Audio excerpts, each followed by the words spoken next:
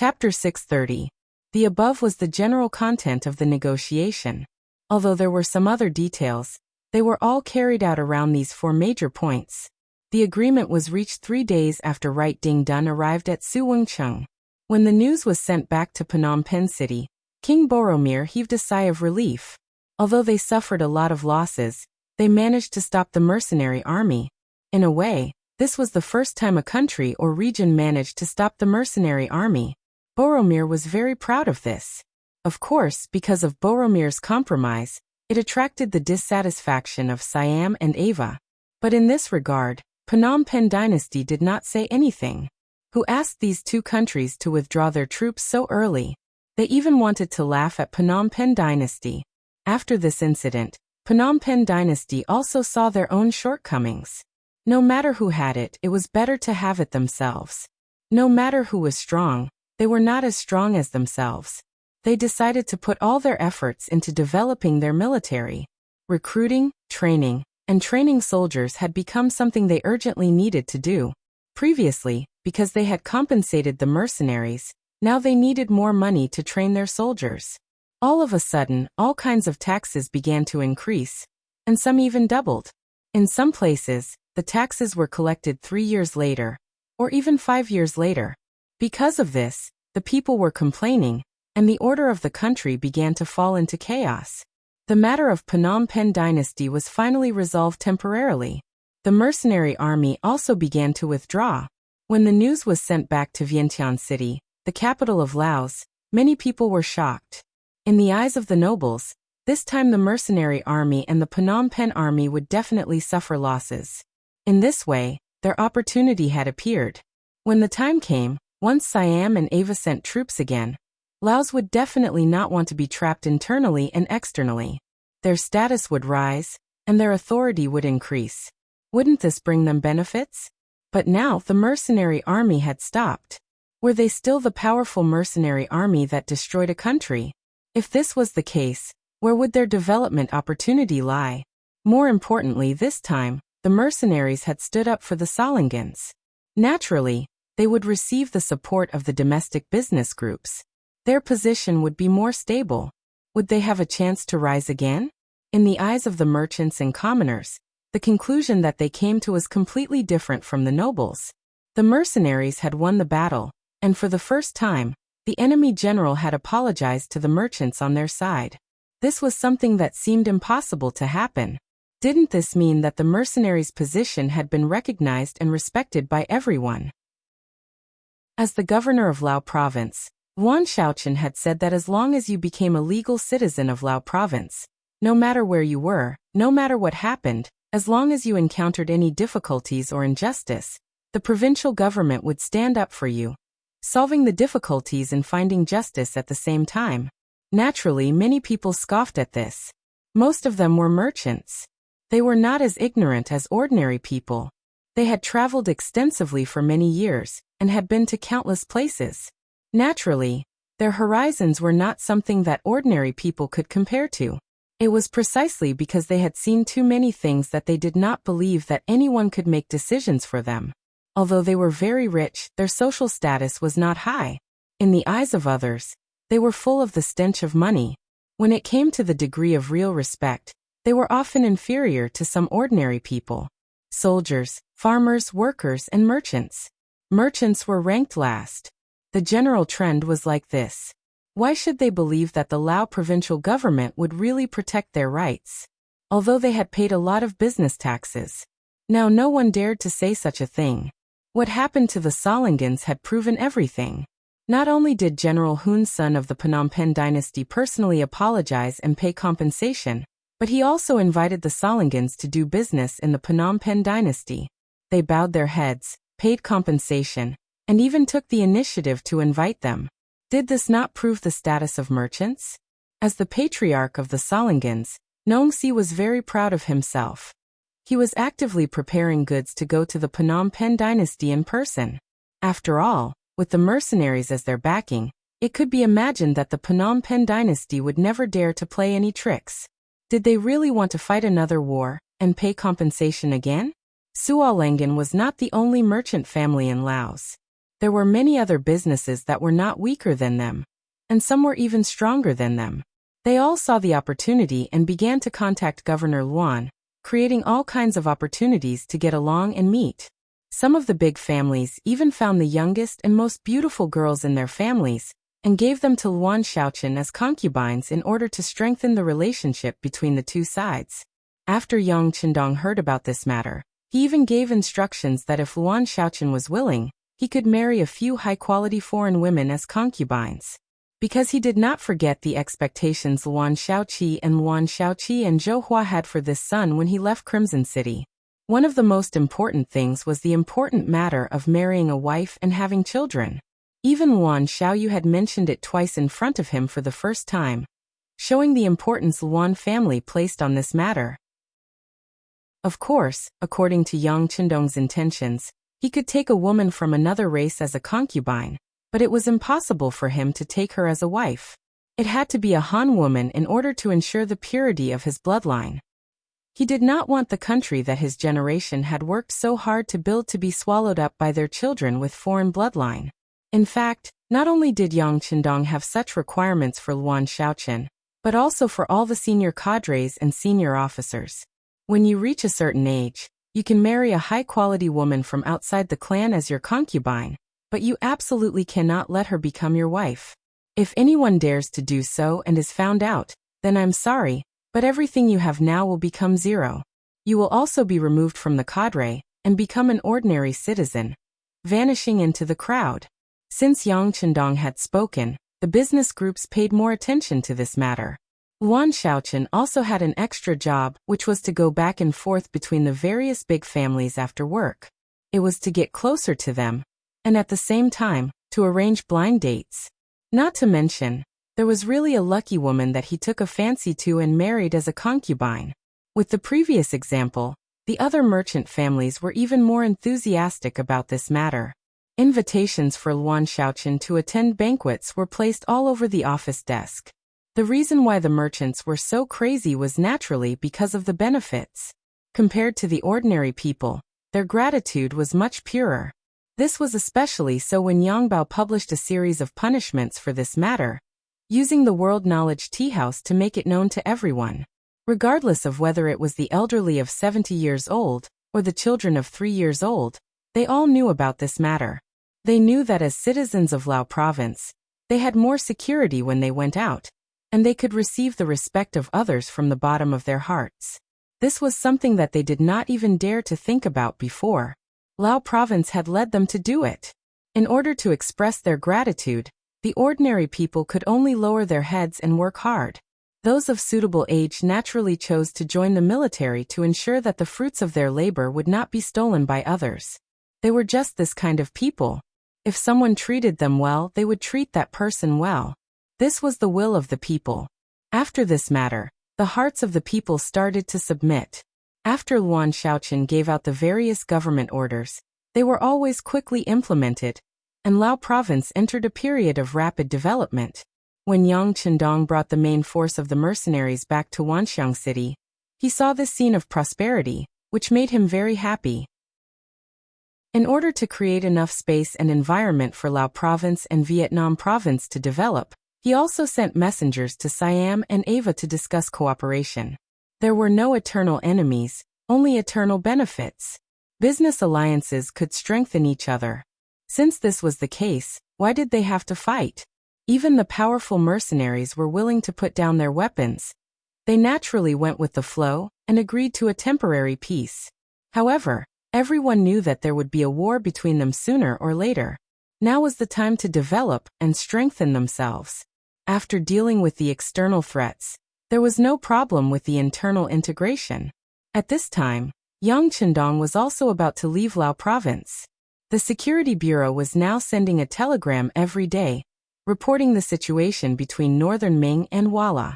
There had already begun a small-scale skirmish between the armies. If it continued to develop like this and there was no one to control it, it was likely that the war would be unstoppable. Since this was the case, Yang Qindong would definitely want to take a share of the profits. In addition, because their foundation was not strong enough, Lao Province could not meet the requirements for expansion in a short period of time. There was no point in staying here, so his departure was inevitable. Yang Chendong decided to leave. The first to leave was the main force led by Commander Lung Song. Qiqian City could not be without a strong military force, so someone had to go back and defend it. After they left, the sixth young master also decided on the people he would bring with him when he left. It was Lung Feng Wusheng's 3rd Regiment, as well as 6 auxiliary battalions who had experienced hundreds of battles and already possessed decent battle strength. As long as they were trained a little more, they would definitely become the Lung Feng in the future. The ones left behind were Luo Po's 2nd Regiment, which was responsible for the security of Lao Province and Vietnam. Yang Chendong had basically agreed to expand Luo Po's 2nd Regiment into the 2nd Division of the Lung Feng. The selection and assessment of personnel had to be carried out in Qiqian City. He could not be careless about the background check. The Lung Feng was his most elite force, so there would definitely be a situation that he could not control. If that was the case, he would rather not expand. Chapter 631. Luo Pa naturally agreed with this point. He fully supported the 6th young master's suggestion, and expressed that there was no need to rush the expansion. He would do it steadily and make sure that every cold front that came would be a cold front. The strength of the elites would not decrease, but would only increase. Yang Chendong was not worried about Luo Pa. This person was able to stand out from the other officers and become the next regiment commander after Lung Song. Now that he had the qualifications, no one would say anything about him becoming the 2nd Division commander. After arranging this matter, it was time to leave. Before leaving, Yang Chendong had a long talk with Wan Xiaochen. He put forward some very useful suggestions for the future development of Laos. After that, he waved his hand and left Vientiane with nearly 4,000 mercenaries. He went to Yunnan Province by land and met with Songzhe, the governor of Yunnan Province. After giving Songzhe his approval and support, he boarded the ship at the harbor outside Sui City in Yunnan Province and headed north along the sea. After nearly a year, Yang Chendong finally returned to the north of Great Ming Dynasty after stirring up trouble in the south. Overall, this trip to the south had been very fruitful. Invited by the southern Ming Dynasty, he first quelled the rebellion of the Yellow Bandits, then destroyed Jiaoji and Lansang, and established 2 provinces, Vietnam and Laos. He dealt a big blow to the Phnom Penh Dynasty, flexed his muscles, and obtained a period of peace. Finally, he was going to return to the north. Standing on the deck of the naval warship, Yang Chendong looked ahead and planned every step in his heart. This time he did not intend to enter Baiming's capital, Beiping City, when he returned to the north. His current identity was a little too sensitive. If he were to return now, it was very likely that it would cause unrest in the imperial court of the northern Ming Dynasty. It was even possible that they would develop a strong sense of fear and give up on the battle with Wala. This was not the result he wanted.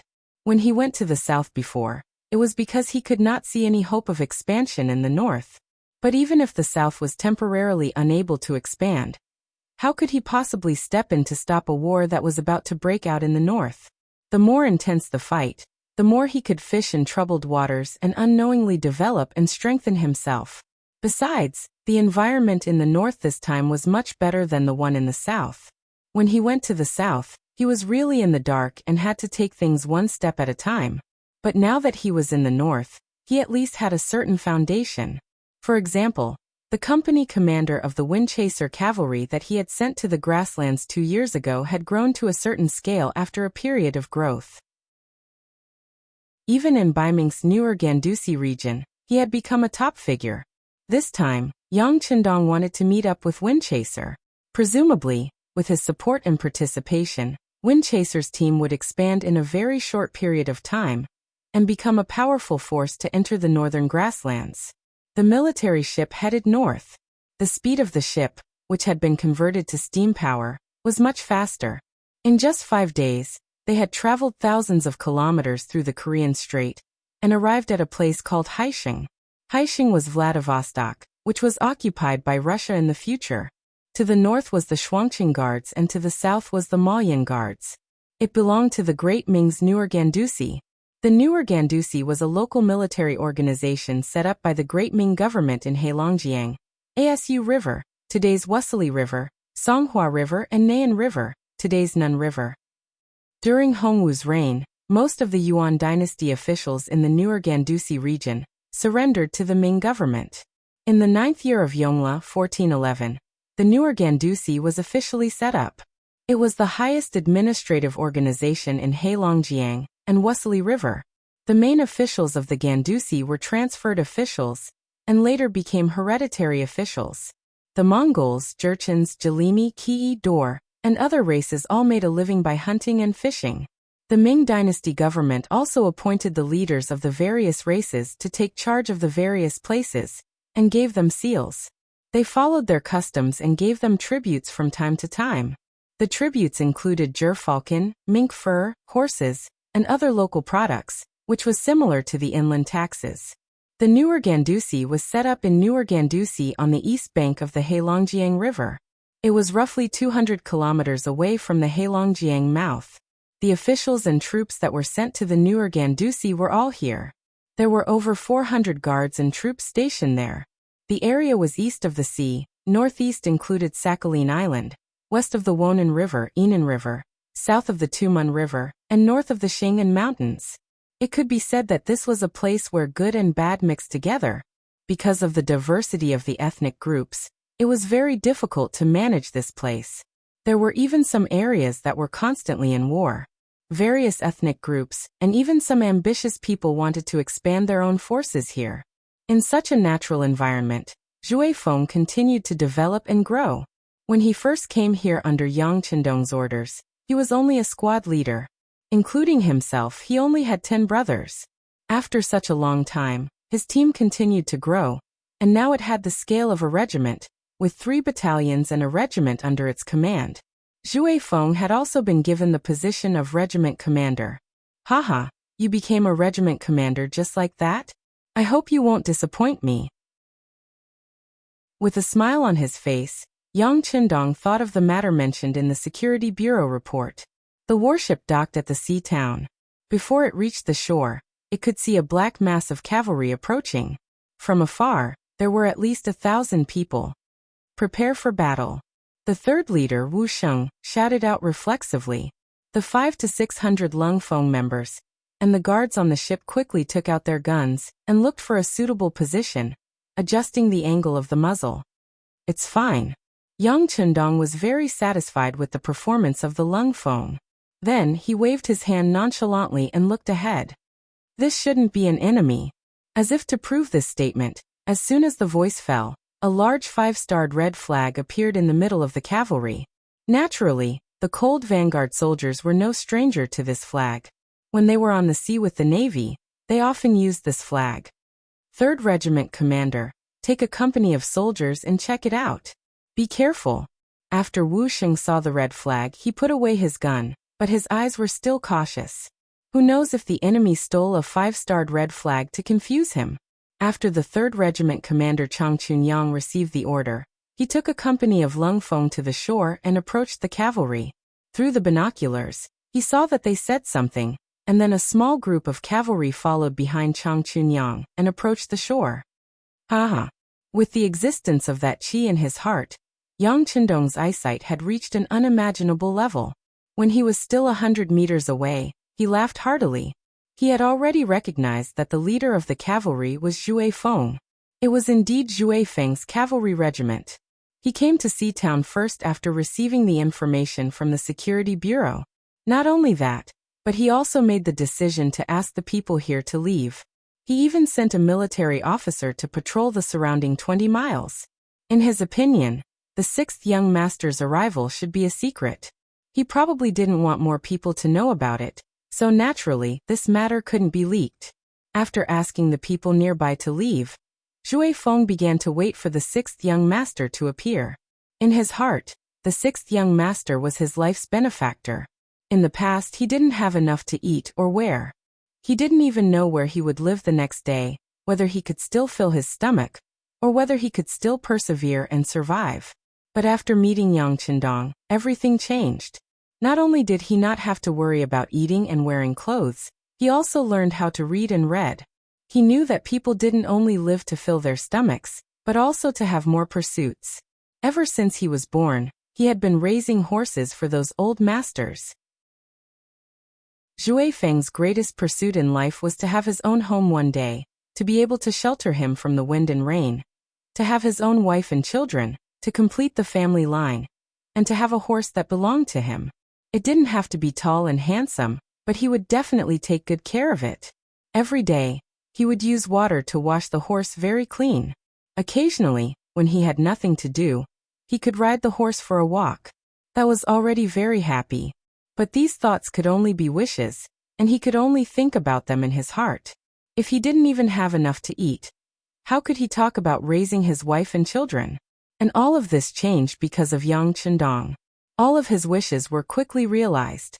Following this, Zhui Feng's life ideals also changed. It turned out that he could also create some achievements. Not only did he bring glory to his ancestors, he didn't even know who his parents were. But at least he could let his children have a better life in the future, and not have to worry about food and clothing. Under Yang Chendong's guidance, he was fortunate enough to become Zhui Feng of the Cold Front, and his life changed. Because he knew horses and was good at training them, and his military skills were good, he finally became the squad leader of the Cold Front. He was sent to the north, where most of the terrain was plains. This completely changed his life, and gave him the space to display his talents. Today he was no longer a youth who had to worry about his stuttering. He was already the commander of an army that commanded more than 1,000 people. But no matter what his identity had changed, when he knew that the sixth young master was coming, he was still very excited. At this moment he followed behind the Spring Sun camp commander, and his heart beat a lot faster. He didn't even know what to say when he saw the sixth young master. Before the situation became clear, the warship only threw down a plank to disembark, and didn't completely reach the shore. Zhui Feng walked up the plank to the deck of the warship, and stood in front of Yang Chendong. "Greetings, sixth young master." Almost instinctively, Zhui Feng stood at attention and saluted, showing a sense of competence. Chapter 632. Not bad. It's a bit darker, but it looks more sturdy. Raising his right hand, Yang Chendong smashed Zhui Feng's right chest. This had become Yang Chendong's signature move. Even though everyone who was hit would feel a burning pain in their chest, no one complained about it. Because they knew that this was the sixth young master's way of showing intimacy with them. Other people didn't even have the right to be hit like this. Zhui Feng, who was praised, chuckled and revealed a silly smile. Then he thought of something and turned around to introduce the people behind him. "Sixth young master, this is 1st Battalion Commander Deng Yu, 2nd Battalion Commander Gao Danhua, and 3rd Battalion Commander Ma Xiangshan." Deng Yu and Gao Danhua were originally soldiers of Cold Front. The sixth young master definitely has an impression of them. It's just that this Ma Xiangshan joined later. However, this person's horsemanship is extremely good and his riding skills are also very good. He is also very good at commanding troops in battle, so he was promoted to the position of 3rd Battalion Commander.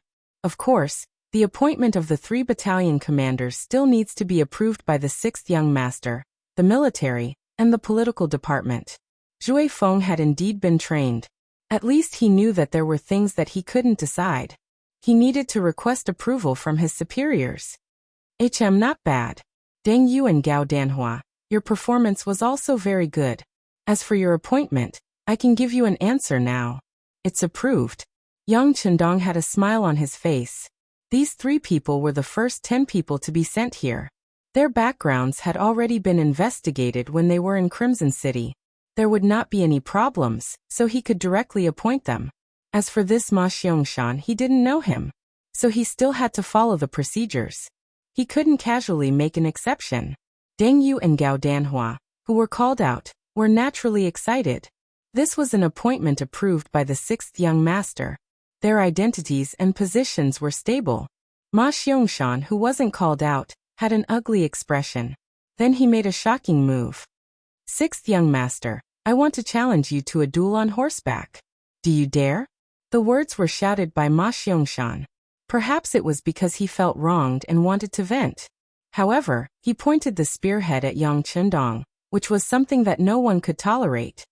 How dare you? Kneel and accept your fate. Take him down. More than one person shouted.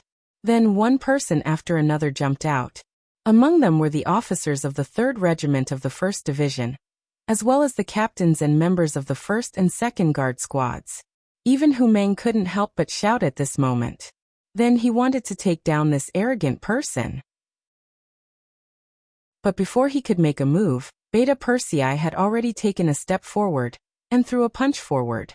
Beta Persei was the eldest of the 5 young family members, and his position and power were second only to Tiger's man. His mission was to ensure the absolute safety of the 6th young master. Now that someone dared to speak rudely in front of him, he wouldn't be polite and threw a punch forward. The punch was so fast that many people didn't see what happened. The punch had already broken through the air and arrived in front of Ma Xiangshan. Unlike the others, when Ma Xiangshan shouted that sentence, he thought of all kinds of possibilities, so he was prepared.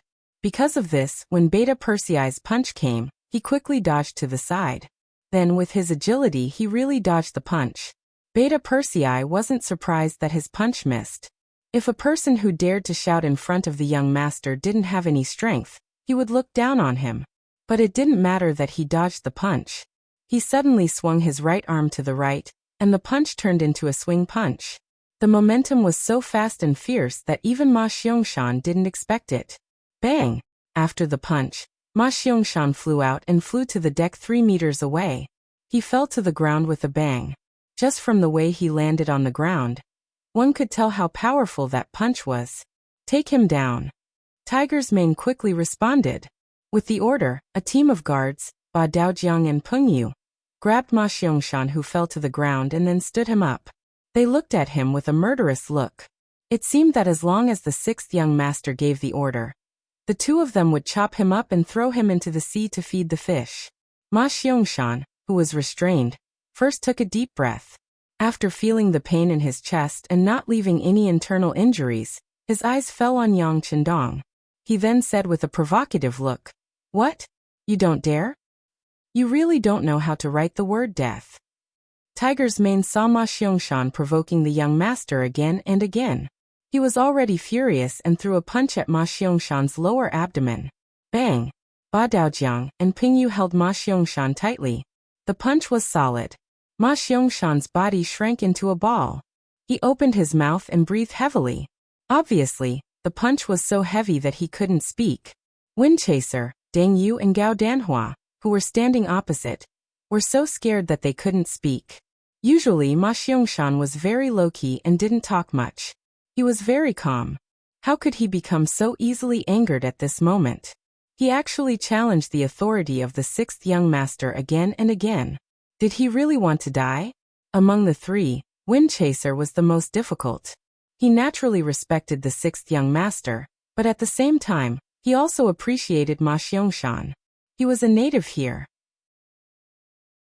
Not only was he familiar with the terrain and environment, but he also had Zhang Yuqi to command the battle. Every time, he would lead the charge. It could be said that he was both a brave and a wise general. Such a person was rare. Even Deng Yu and Gao Danhua couldn't compare to him. And now, this person destroyed his own future just because he challenged the 6th young master. He felt that it was a pity. Of course, he didn't dare to say anything. He was very clear about his identity. He also knew that the authority of the 6th young master wasn't something that others could casually question. No one spoke. On the deck, there was only the sound of Ma Xiangshan constantly retching, and Lung Feng glaring at him with murderous gazes. Perhaps in some people's eyes, Ma Xiangshan was already a dead man. They were only waiting for the 6th young master to give the order and hand him over to them. Then they would use all kinds of methods to make this person regret having a tongue and regret being able to speak. "You want to challenge me?" While everyone was waiting, Yang Chendong finally spoke. But it wasn't a condemnation. It was a question. Ma Xiangshan's physique was really good. Even though he was punched 3 times, the pain still persisted. It wouldn't go away for a few days, but he had already recovered his basic ability to speak. With the lesson just now, he didn't dare to challenge Yang Chendong. Fortunately, he had already achieved his goal, so he nodded after hearing this question. "Well, you are very courageous. Since it's like this, I will agree. How about this, seeing that you're injured, I'll give you 3 days to recuperate. After 3 days, we'll see who's the winner. Yang Chendong nodded lightly, and actually agreed to the other party's challenge. This result naturally surprised everyone. Tiger's Mane and Beta Persei bluntly said, "Young master, you have a body of gold. How can you take such a risk?" "Yes, sixth young master. Ma Xiangshan must have taken the wrong medicine. Don't take his words to heart." Windchaser and the others also quickly persuaded. "Well, I have made up my mind. It's settled. By the way, in these 3 days, no one is allowed to find trouble with Ma Xiangshan. This young master wants a fair competition. Is that clear?" "Clear." Tiger's Mane and the others said reluctantly. But there was no other way. In their eyes, Yang Chendong's words were an imperial edict. No one dared to disobey. Ma Xiangshan was the first to get off the boat. He really needed to heal. The 3 punches just now were heavier than the previous one. It had seriously affected his movements. When Ma Xiangshan left, Windchaser immediately knelt down and asked for forgiveness. "Sixth young master, it's all my fault for not teaching him well. Please punish me." "That's right. Your soldiers are indeed too arrogant. That's not good. I'll punish you with half a year's salary and find a good horse for this young master." That shouldn't be a problem, right? Yang Chendong naturally didn't like to see subordinates offending their superiors. But Ma Xiangshan's matter was an exception. He had just arrived and only a few people in this cavalry regiment were familiar with him. The others were probably not familiar with him. If he wanted to lead them, it would be very difficult if he didn't show a certain amount of strength. Since that was the case, he decided to use this opportunity to tell the cavalrymen how powerful the person they were following was. It was only a penalty of half a year's salary. This was nothing to Zhui Feng, who was alone. But he was curious about why the 6th young master was looking for a horse.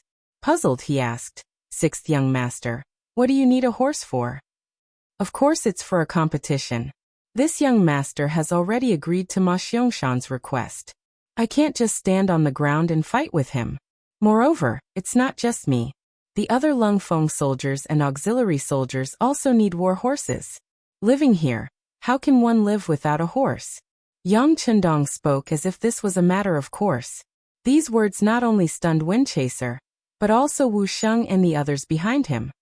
"Sixth young master, we don't need it. We have bicycles to ride. Those things are very fast and we don't need to eat food. Isn't that better?" Wu Sheng had never ridden a horse before. His soldiers also hadn't ridden a horse before. There was some resistance in his heart. "Yes, sixth young master, you can live here without a horse. The various forces here also have infantrymen. This is very normal." Windchaser also explained. There was no other way. He didn't know about this before, so he didn't prepare so many horses. This was a hole for nearly 4,000 war horses. How could it be solved so easily? Chapter 633. Yang Chendong shook his head. "I don't care what the other factions are like. Our cold front will either not do anything or be the strongest. It is a must for everyone to have their own warhorse. In the future, everyone should have at least 2 or more." Yang Chendong did not mention the matter of the bicycle. Although it did not require food, if it was used for a long period of time, it would inevitably have all sorts of problems. They were so far away from Crimson City that if a problem occurred, it would be impossible to fix it. Not to mention, riding a bicycle required a lot of stamina. It was fine to use it for a short period of time, but it was not as convenient as riding a horse. Yang Chendong's words were in order. Since he had made a decision, the others could only follow his orders. Fortunately, although Windchaser didn't have many warhorses, he still had some. Coincidentally, there was a wild horse in their stable. No one could tame it. Even Windchaser took a long time to cultivate his feelings for it. Only then could he get close to it without being rejected. However, that horse was really tall and muscular. At a glance, one could tell that it was a fine steed. If it became Yang Chendong's mount, it wouldn't be a loss of face. When Windchaser reported the situation to Yang Chendong, his interest was immediately piqued.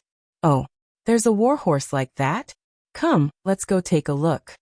The warship had already reached the shore. The soldiers were all disembarking and unloading the supplies. With everything in order, most of the officers had nothing to do. Everyone followed the sixth young master to the stable. The stable did not have a fixed location. Usually, wherever the main army was, it would be built there. Right now, Windchaser's main forces were all around Seatown, so the stable was in the middle of the town. After disembarking from the ship, they arrived at the stable after traveling for 4 li. From afar, the pure white wild horse was so eye-catching. Just looking at it from afar, Yang Chendong fell in love with it. In his previous life, Yang Dong was an absolute soldier king. No matter if it was flying, running in the water, or walking on land, there was nothing he could not understand. However, he did not know much about war horses. Other than sometimes riding a horse in the racecourse to adapt to various roles in order to complete missions, he didn't have much contact with it. But what kind of horse was that? It had been trained and was very docile, unlike the horse in front of him. Before he even got close to him, he saw it constantly snorting, as if it was trying to keep people away. At the same time, its 4 hooves were constantly moving, as if it would give a kick to anyone who stepped forward. Good horse. Although he didn't know much about horses, this didn't stop Yang Chendong from liking it. He couldn't help but be eager to try. Sixth young master, please wait a moment. I'll put the saddle on him. Windchaser sucked in a breath of cold air. He could see the desire to conquer in the sixth young master's eyes. But this horse was really not easy to tame. He had raised the horse since he was young, but after so many days he could only get close to it. Usually he had to personally deliver the horse feed for this horse. It didn't care about other people's food. It was very arrogant. Yang Chendong didn't speak. He focused all his attention on the white horse. He began to imagine riding on it and galloping the earth. Windchaser took a saddle from one of his soldiers and began to approach slowly. As he approached, he kept saying, white horse, you must be obedient.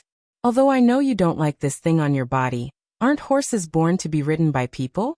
Accept your fate, accept your fate." Just like coaxing a child, Windchaser kept talking while approaching. He was very careful, as if the white horse would go crazy at any time. Tiger's mane, Wusheng, and the others looked at this scene with a smile. They felt very interesting. After all, according to the sixth young master's intention, they would also need to ride horses in the future. There was no harm in understanding it in advance. Pung. Just when everyone's eyes were looking here, an unexpected scene happened. The originally restless white horse suddenly raised its hooves and kicked the approaching Windchaser without warning. Windchaser was too familiar with horses. A moment ago, he felt that the atmosphere was not right. When the horse raised its hooves, he suddenly retreated. Fortunately, the white horse was tied to a wooden stake. The distance it could move was limited, so it was able to avoid the attack. Just when everyone thought that it was a close call and applauded Windchaser's reaction, the scene suddenly changed. They saw that the wooden stake tied to the white horse was constantly moving. After a few moments, it was suddenly pulled up from the ground. Then the white horse neighed and rushed straight to Windchaser, who was closest to it. The horse borrowed the momentum of its hooves. With such a fast speed, everyone could imagine that once Windchaser was hit by the white horse, it would be a disaster. At this moment, even Windchaser himself was shocked. He first threw the saddle in his hand to the ground, then turned around and ran quickly. As a horse breeder, he naturally knew what would happen if the horse was frightened. Windchaser's speed was already very fast, just like his name. However, the white horse's speed was even faster. It fully utilized the strength of its legs, and when its 4 hooves landed, it covered a distance of several meters. In just a breath, it had already arrived behind Windchaser. Its pair of sturdy front hooves were raised high, and it directly smashed towards Windchaser's back.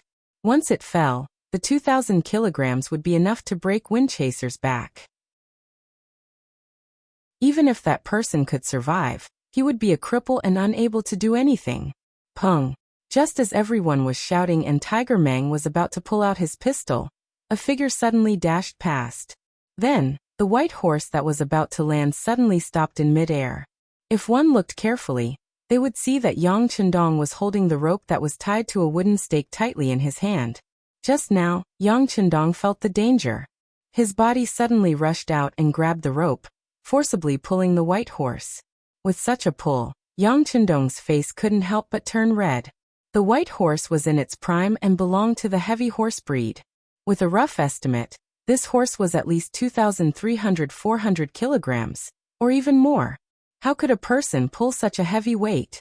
Feeling that at this moment, his hands were about to bleed, Yang Chendong couldn't help sinking his qi into his dantian and mobilizing the qi in his body. Only then did he feel that his arms and body felt better. Taking advantage of this opportunity, Windchaser finally escaped from under the horse. But he was already covered in cold sweat. It was obvious that he was really scared. When he saw the white horse being held back by someone, he was naturally very unhappy. When he turned around and saw that the instigator of all this was Yang Chendong, he could not help but turn around and gallop over. The momentum of this run was as heavy as 10,000 pounds. Don't shoot. Yang Chendong was looking at the white horse's eyes, but from the corner of his eyes, he noticed that Tiger's main Beta Persei and the guards had all taken out their guns. He quickly shouted, and then his body suddenly rushed to the side, avoiding the white horse's counterattack. The attack didn't succeed, and the white horse seemed to be angered.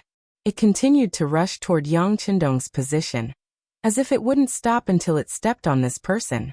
With the support of qi, Yang Chendong was like a monkey, always able to avoid the white horse's attack at the last moment. At times he would also counterattack, fiercely pulling the reins in his hand, bringing a trace of pressure to the white horse. One person and one horse fought a battle of wits and courage around the stable. Surprisingly, the white horse seemed to be quite intelligent. Sometimes it even knew how to make some fake movements, causing Yang Chendong to make mistakes. There were even a few times when it almost kicked the target because of this. Fortunately, the qi was indeed strong enough, especially now that he didn't need to use any strength. He only needed to dodge the white horse's attacks. This saved Yang Chendong a lot of energy, and the frequency of his counterattacks also became faster and faster. The sixth young master is so powerful. The scene in front of them had attracted more and more people to come here. When Lung Feng and the auxiliary soldiers saw the battle of wits and courage between the god of war and the white horse, they couldn't help but show a surprised expression. They only knew that the sixth young master's martial arts were very good, and his marksmanship was also very good. But all of this was just hearsay. Now that they finally had the chance to see it with their own eyes, everyone admired him in their hearts. In the blink of an eye, a quarter of an hour had passed. The white horse didn't have any intention of stopping its attack, nor did it show any signs of exhaustion. It was still incomparably brave, and continued to attack. Relying on the qi, Yang Chendong dodged and counterattacked when the horse's hooves hit. He was also very brave and fierce. The man and the horse seemed to have reached a consensus, and that was, they must use this opportunity to determine the winner. Using the qi to resist the power, Yang Chendong could feel that the qi in his body was constantly surging out of his body.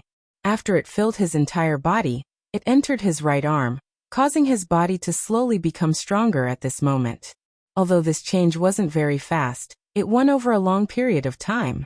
A quarter of an hour had passed, and the qi didn't have any intention of stopping. It was constantly strengthening his body. This feeling was very subtle, and it made Yang Chendong feel very comfortable. Even though he could already subdue the white horse, he didn't do so. He wanted to use this opportunity to stimulate his stamina and make his body stronger. Outsiders didn't know what was going on, so naturally, they couldn't understand this. When they saw that Yang Chendong had already fought with the white horse for a quarter of an hour, and that the white horse was covered in sweat with a trace of blood, they couldn't help but worry for the sixth young master. Heavens, why is that horse bleeding red? Is it going to die? A member of the guard team didn't know what was going on and shouted loudly. What do you know? Only a Fergana horse would be completely red and even drip red sweat.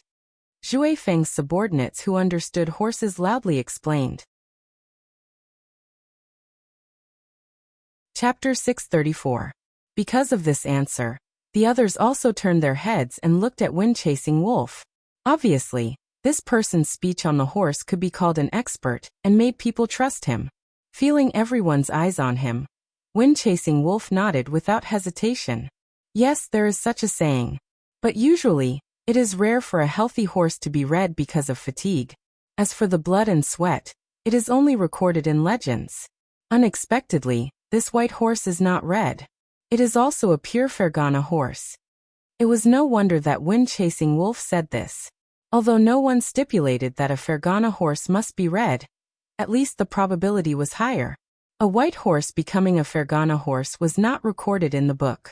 Everyone finally knew the reason why the white horse turned red, but because of this, they were worried about the sixth young master. This was not an ordinary horse. If Yang Chendong did not stop him and was still so determined, they were afraid that Tiger's Mane and Beta Persei would have shot again. Time passed by little by little. After half an hour, Yang Chendong could clearly feel that the qi in his body had stopped. He reluctantly stopped the movements of his hands. At this time, his physique was more than twice as strong as before. He was full of confidence that if he made a move now, he could already control the white horse. But he did not do so. He also knew that the white horse was very tired after turning red and sweating. He was afraid that it could not exert its original strength. That being the case, it was better to let it have a good rest and fight again tomorrow. He wanted to take the opportunity to see if there would be any benefits. Although it was very incredible to talk about such a strong physique, Yang Chendong even had Datsang, so there was nothing to be surprised about. Too many illogical things had already happened. Even if that was the case, was there a need for one more or one less? Yang Chendong let go of the reins in his hand. White horse. No, it should be said that the red horse was standing there motionless and gasping for breath. Obviously, the fight just now was very tiring, and it should not have any extra strength now. Men, tie it up and serve it well. Don't neglect it. Yang Chendong exhaled a mouthful of turbid qi and laughed heartily. Immediately, someone came forward to tie up the horse. Wind-chasing wolf also took the opportunity to come over. Sixth young master, this horse is now very tired. It is time to subdue it. Wind-chasing wolf was also worried that Yang Chendong did not know how to subdue a horse, so he spoke out of turn. Wind-chasing wolf's general meaning was that now was the best time to subdue the horse. Once the red horse became a white horse and recovered, it would be difficult to do so. Yang Chendong knew that Wind-chaser meant well, but Yang Chendong had his own ideas, so he waved his hand heroically. It's fine. I have to subdue it when it's at its strongest. Only then can it truly submit to me. The sixth young master is mighty. When the others heard Yang Chendong's words, they all showed a look of admiration. This was their sixth young master. If he wanted to deal with someone, he would deal with the strongest. He would never take advantage of others. The news of Yang Chendong fighting the white horse by himself quickly spread. Everyone knew about this matter. For a time, many people felt admiration for the sixth young master. In front of these men who killed people as if they were drinking water, if one wanted them to sincerely submit, prestige and status were not enough. One also needed to have great strength. Obviously, Yang Chendong now had this kind of strength. Of course, it was not all words of admiration. In fact, the sixth young master was also very tired after fighting with the white horse for half an hour. He had to pretend to be magnanimous and decided to fight again tomorrow. This kind of saying was not only said by one person, but it was not a hindrance. Many people would even say that people would get tired. To be able to fight with the white horse for half an hour without losing, and even win, who could do it? These words were all heard by Tiger's Mane at night, and then he told Yang Chendong. In a temporary command tent, Yang Chendong was looking at the sand table and thinking about the next plan. Every time he went to a place, he would look at the map first. It had become a good habit for him. After all, if he did not even know the terrain and the various situations nearby, how could he talk about winning a battle? The strong would often think about how to use the terrain to win, and not passively wait for good luck to appear. Young master. Tiger's Mane appeared and reported the various discussions he heard. This was one of Yang Chendong's requests. If he wanted to know more about the thoughts of the soldiers, he had to know what they usually said. Well, I know, Yang Chendong said.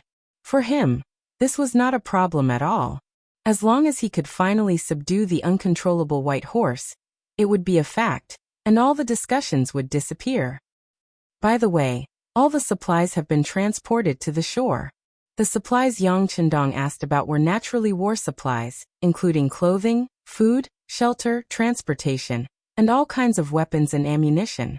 This time, if Yang Chendong wanted to enter the grassland to fight, it would be too far away from the sea. It would be unrealistic to think about replenishing supplies like usual, so this time, he brought as much as he could to prepare for a long battle. It's all been transported to the shore. Commander Wu Sheng has also finished the handover work with the commander of the 2nd Marine Regiment, Long Yun Tian. It's too dark now, so the Navy decided to rest here for the night and prepare to leave early tomorrow morning. Tiger's Mane reported truthfully. This was the New Urgan capital, the northern part of the Great Ming Dynasty. The sudden appearance of so many warships would scare many people. In order to not provoke them, the Navy's departure was inevitable. Come quietly, leave quietly. This was the order that Yang Chendong had given before. Okay, tomorrow morning, you will represent me to send off Commander Long. Yang Chendong nodded, indicating that he knew about this matter. As a subordinate battalion commander, sending him off with the identity of Tiger's Mane was already giving him a lot of face. Yes, young master. Tiger's Mane replied. Seeing that there was nothing else, he left. Yang Chendong was left alone, looking at the sand table and sinking into deep thought. The next morning, Long Yun Tian's troops left with a dozen or so large warships. Tiger's Mane personally sent them off, causing the battalion commander to be a little excited. This matter was not a big deal for the 3rd Regiment of the Cold Vanguard, the Windchaser Cavalry Regiment, and the 6 auxiliary battalions led by Commander Lu Zhua. They put more attention on the White Horse. Some of the soldiers who did not have the opportunity to witness this scene yesterday rushed over. Even the still injured Cavalry Regiment's 3rd Battalion Commander Ma Xiangshan also rushed over. He also heard about yesterday's matter and was very curious about it.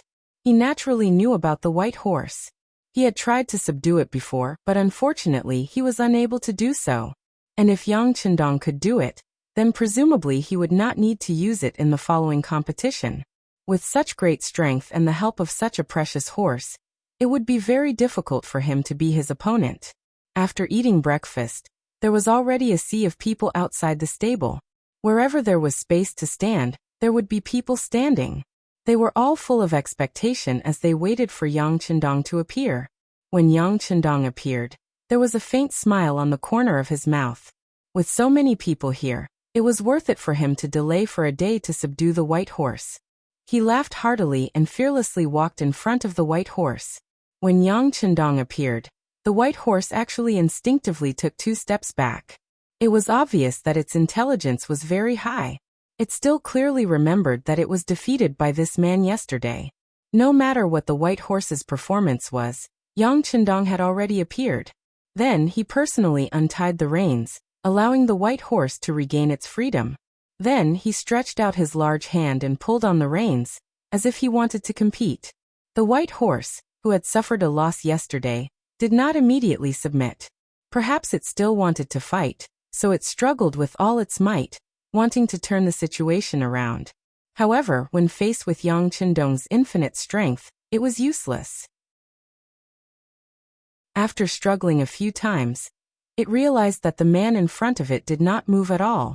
The White Horse could not help but snort. Then, it stood up with its front hooves, as if it was about to step on a person. Haha, good timing. With a loud shout, Yang Chendong jumped up and accurately landed on the White Horse's back.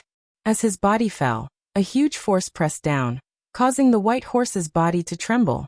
Then it desperately resisted and neighed. The White Horse knew that there were not many chances left for it to resist. If it could not flip this human off its back now, it was afraid that it could only choose to submit. As the king of horses, how could it be willing to be ridden by someone? It constantly twisted its body and even raised its front hooves, wanting to flip Yang Chendong off the horse. Unfortunately, no matter how hard it tried, Yang Chendong was like a rock, not moving at all. It was as if he was a part of the horse's back. Yang Chendong had already tried, and the increase in his physique that appeared yesterday was no longer there. In other words, if he wanted to rely on the White Horse to continue increasing his strength, he would not be able to do so. Since that was the case, There was no need to be courteous, he would just submit. Yang Chendong's attitude was resolute. Both of his hands tightly grasped the reins, and his legs would occasionally clamp down on the white horse's body. Every time he exerted a huge force, the white horse would feel a burst of soreness. It could endure it once or twice, but after a few times, it finally felt afraid. It also knew that this man was powerful. Being subdued by such a powerful man was not a shameful thing, and it would accept it. After acknowledging Yang Chendong's strength, the white horse finally stopped resisting and became quiet. Suddenly, there was a tsunami of cheers. The sixth young master had used his strength to subdue the white horse. Was this not worthy of their cheers? It was said that horses were not humans. They would fear your authority and status. They would only obey the strong. Chapter 635. Aha! Yang Chendong jumped down from the horse's back with a happy face. He finally conquered the white horse. Although the qi did not appear, he was still very happy. Yang Air waved his hand in the distance and walked out of the crowd. He took out a saddle that had been prepared beforehand and put it on the white horse. The white horse was surrendering, but it was only surrendering to Yang Chendong. Naturally, it would not give face to the approach of strangers. Its front hooves were constantly thrown, and it looked like it would kick whoever dared to come over. Well, this is my brother. In the future, when I don't have time, he will take care of you. Feeling the white horse's restlessness, Yang Chendong turned around and touched the horse's head. The intention of intimacy was very obvious. As if it enjoyed Yang Chendong's touch, the white horse quickly calmed down and let Beta Persei put on the saddle that imprisoned its freedom. Sixth young master, since the white horse has surrendered, why don't you give it a name? Good horses have names. Windchaser saw Yang Chendong succeed and said with envy. He did not have any thoughts of jealousy. The sixth young master subdued the white horse with his own ability. This was something he could not do. Well, I should give it a name. Why don't I call it White Dragon? Yang Chendong looked at the white horse's body and said after thinking for a while, White Dragon horse, good name. Suddenly, more than one person said flattering words. This may have the meaning of flattery, but the name was really good. But when someone mentioned the White Dragon horse, Yang Chendong's face could not help but be embarrassed. If it was the White Dragon horse, wouldn't he become Tang Xing? Yang Chendong subdued the White Dragon horse, making his image suddenly become tall. Ma Xiangshan, who was watching from the crowd, also walked out and knelt in front of Yang Chendong. Sixth young master, I offended you before. I'm sorry. I admit that I'm not your opponent. Haha, get up. Yang Chendong was in a good mood. He laughed heartily and helped Ma Xiangshan up. He asked with concern, How is it? Are you feeling better now? Yesterday, the young master sent someone to deliver the medicine to you. Have you taken it? Thank you, sixth young master, for your concern. I've already taken some of the medicine, and it's working very well. Ma Xiangshan said emotionally. This was not flattery. He was truly touched. He was the one who provoked the sixth young master. Not only did he not hold a grudge, he even sent someone to deliver medicine to express his concern. It just so happened that the other party's strength was so strong that even the white horse, no, even the White Dragon horse could be subdued. There should be no problem in dealing with him. If it was him who had strong strength, facing the provocation of the soldiers below, he would definitely teach them a lesson. He would never be so low-key and patient. Just based on this, he sincerely admired Yang Chendong. Well, get better soon. We still have to go to the battlefield to kill the enemy. Yang Chendong patted the other party's arm with concern. From this moment on, he had completely subdued the other party's heart. The White Dragon horse had been subdued. The next step was to study the next battle plan. For this, Yang Chendong already had a plan in his heart. He announced the first military order after coming to the new Ergon City Department. That was, everyone had to learn to ride from the soldiers of the cavalry regiment. The time limit was only 10 days. After 10 days, those who learned how to ride and kill the enemy on horseback would enter the battle order. On the other hand, there were so many supplies that needed to be looked after. Those who did not know how to ride would enter the logistics camp. Speaking of supplies, Yang Chendong took out a shiny long saber. This saber had a wide back and a thin blade. The body of the saber was relatively heavy, which was good for increasing the strength of slashing. The blade was smooth, and the handle was slightly curved towards the blade. This kind of curved handle was easier for the rider to control, and not easy to drop. For example, the sabers used by the Mongolian cavalry were thinner and lighter than the military sabers. The Mongolians' riding skills were exquisite. They mainly relied on the powerful impact of the horse's speed to drive the saber to complete the slashing and other tactical movements. The saber in Yang Chendong's hand was an improved version of the saber. It had more advantages. At the same time, the body of the saber was made entirely of steel, making it stronger and sharper. If it was a person with great strength, it was possible to cut the opponent's saber in half with one slash. There were also soldiers in the cavalry regiment who carried sabers. However, their sabers were not very sharp.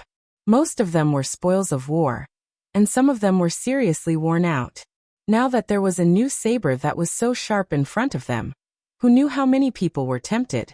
Everyone looked at the shiny saber with a longing expression and drooled. Seeing the longing in everyone's eyes, Yang Chendong laughed and said, "Don't be anxious. Everyone has one. This young master also hopes that you can use this sharp saber to kill the enemy and show the might of our army." Kill the enemy. Show the might. Immediately, some people began to shout loudly. Then their voices became unified, and they shouted together in an imposing manner. If you want to attack first, you must first sharpen your weapon. Without enough logistical support, although guns could still be used, they could not be used endlessly like before. Thus the saber became a necessity. Yang Chendong started to look forward to the scene of them riding on horseback and sweeping away thousands of enemies. The idea was beautiful, but when it came to training, the results on the first day were not as good as expected. The soldiers were used to fighting on land. When they suddenly rode on horseback, their legs could not exert force. Naturally, they were not used to it. Some of them even fell off their horses without doing anything. It was a laughable scene. Fortunately, the cold vanguard was made up of able-bodied men. They had a good foundation and rich battle experience. Even when they fell off their horses, they instinctively took precautions. Therefore, there weren't many casualties. After falling off their horses, more and more soldiers began to get used to the necessary skill of a cavalry. Yang Chendong was the same as the soldiers. He also began to train his equestrian skills. Although he was strong, had a strong physique, good endurance, and was very flexible, it did not have much to do with whether he knew how to ride a horse or not. If one wanted to fight on horseback and kill in all directions, one must learn how to kill on horseback. Ma Xiangshan, who was very experienced in this aspect, became the instructor for Yang Chendong, his guards, and the recon company. This time, when they came to the north to expand their territory and influence, scouts were essential. Considering that the two provinces of Vietnam and Laos also needed scouts to explore the enemy situation as a response, this time there was only one reconnaissance company that followed Yang Chen to the north. The company commander was the original battalion commander, Su Yinsheng. This was not because Su Yinsheng had made a mistake. He just wanted to achieve more military achievements. Without a doubt, now that the war in the north was about to start, there were more opportunities here. Therefore, he used his authority to follow Yang Chendong's troops as a company commander. Yang Chendong knew Su Yinsheng very well. He was also happy to have him by his side. This way, he could save a lot of time. Now the recon company was able to benefit. They were able to follow Yang Chendong and his guards to train their equestrian skills. Compared to the other cold front, the brothers of the recon company had a foundation in equestrian skills. Usually when they were scouting for information, they would often complete missions on horseback. Therefore, when they first started, they were still a little arrogant. If it was not for the sixth young master beside them, they probably would not even look at Ma Xiangshan. After all, scouts had their own pride. Ma Xiangshan did not take the scouts who had a foundation in equestrian skills seriously. In the first class, he even said bluntly, "Maybe some people already know how to ride a horse and feel that they have a certain level of equestrian skills. But as your temporary instructor, What I want to say is that your so-called equestrian skills are extremely laughable in my eyes. What you know should not be called equestrian skills. At most, it is just riding a horse. These arrogant words naturally attracted the dissatisfaction of the scouts. There were even a few warriors who thought that their equestrian skills were good enough to provoke them. They looked as if they were saying, "Don't just say nice things, let's compete if you have the ability." As for the challenge, Ma Xiangshan gladly accepted it. He came up with a plan, which was to see who could run the distance of 2 miles first. This was the most basic requirement of equestrian skills. After all, if both sides were cavalry, whoever was faster would obviously have a bigger advantage. It was just a 2-mile run. For cavalry, it was not a test at all. They could run it in the blink of an eye. Everyone understood this principle and accepted the test. Then, Tiger's Mane personally acted as the referee.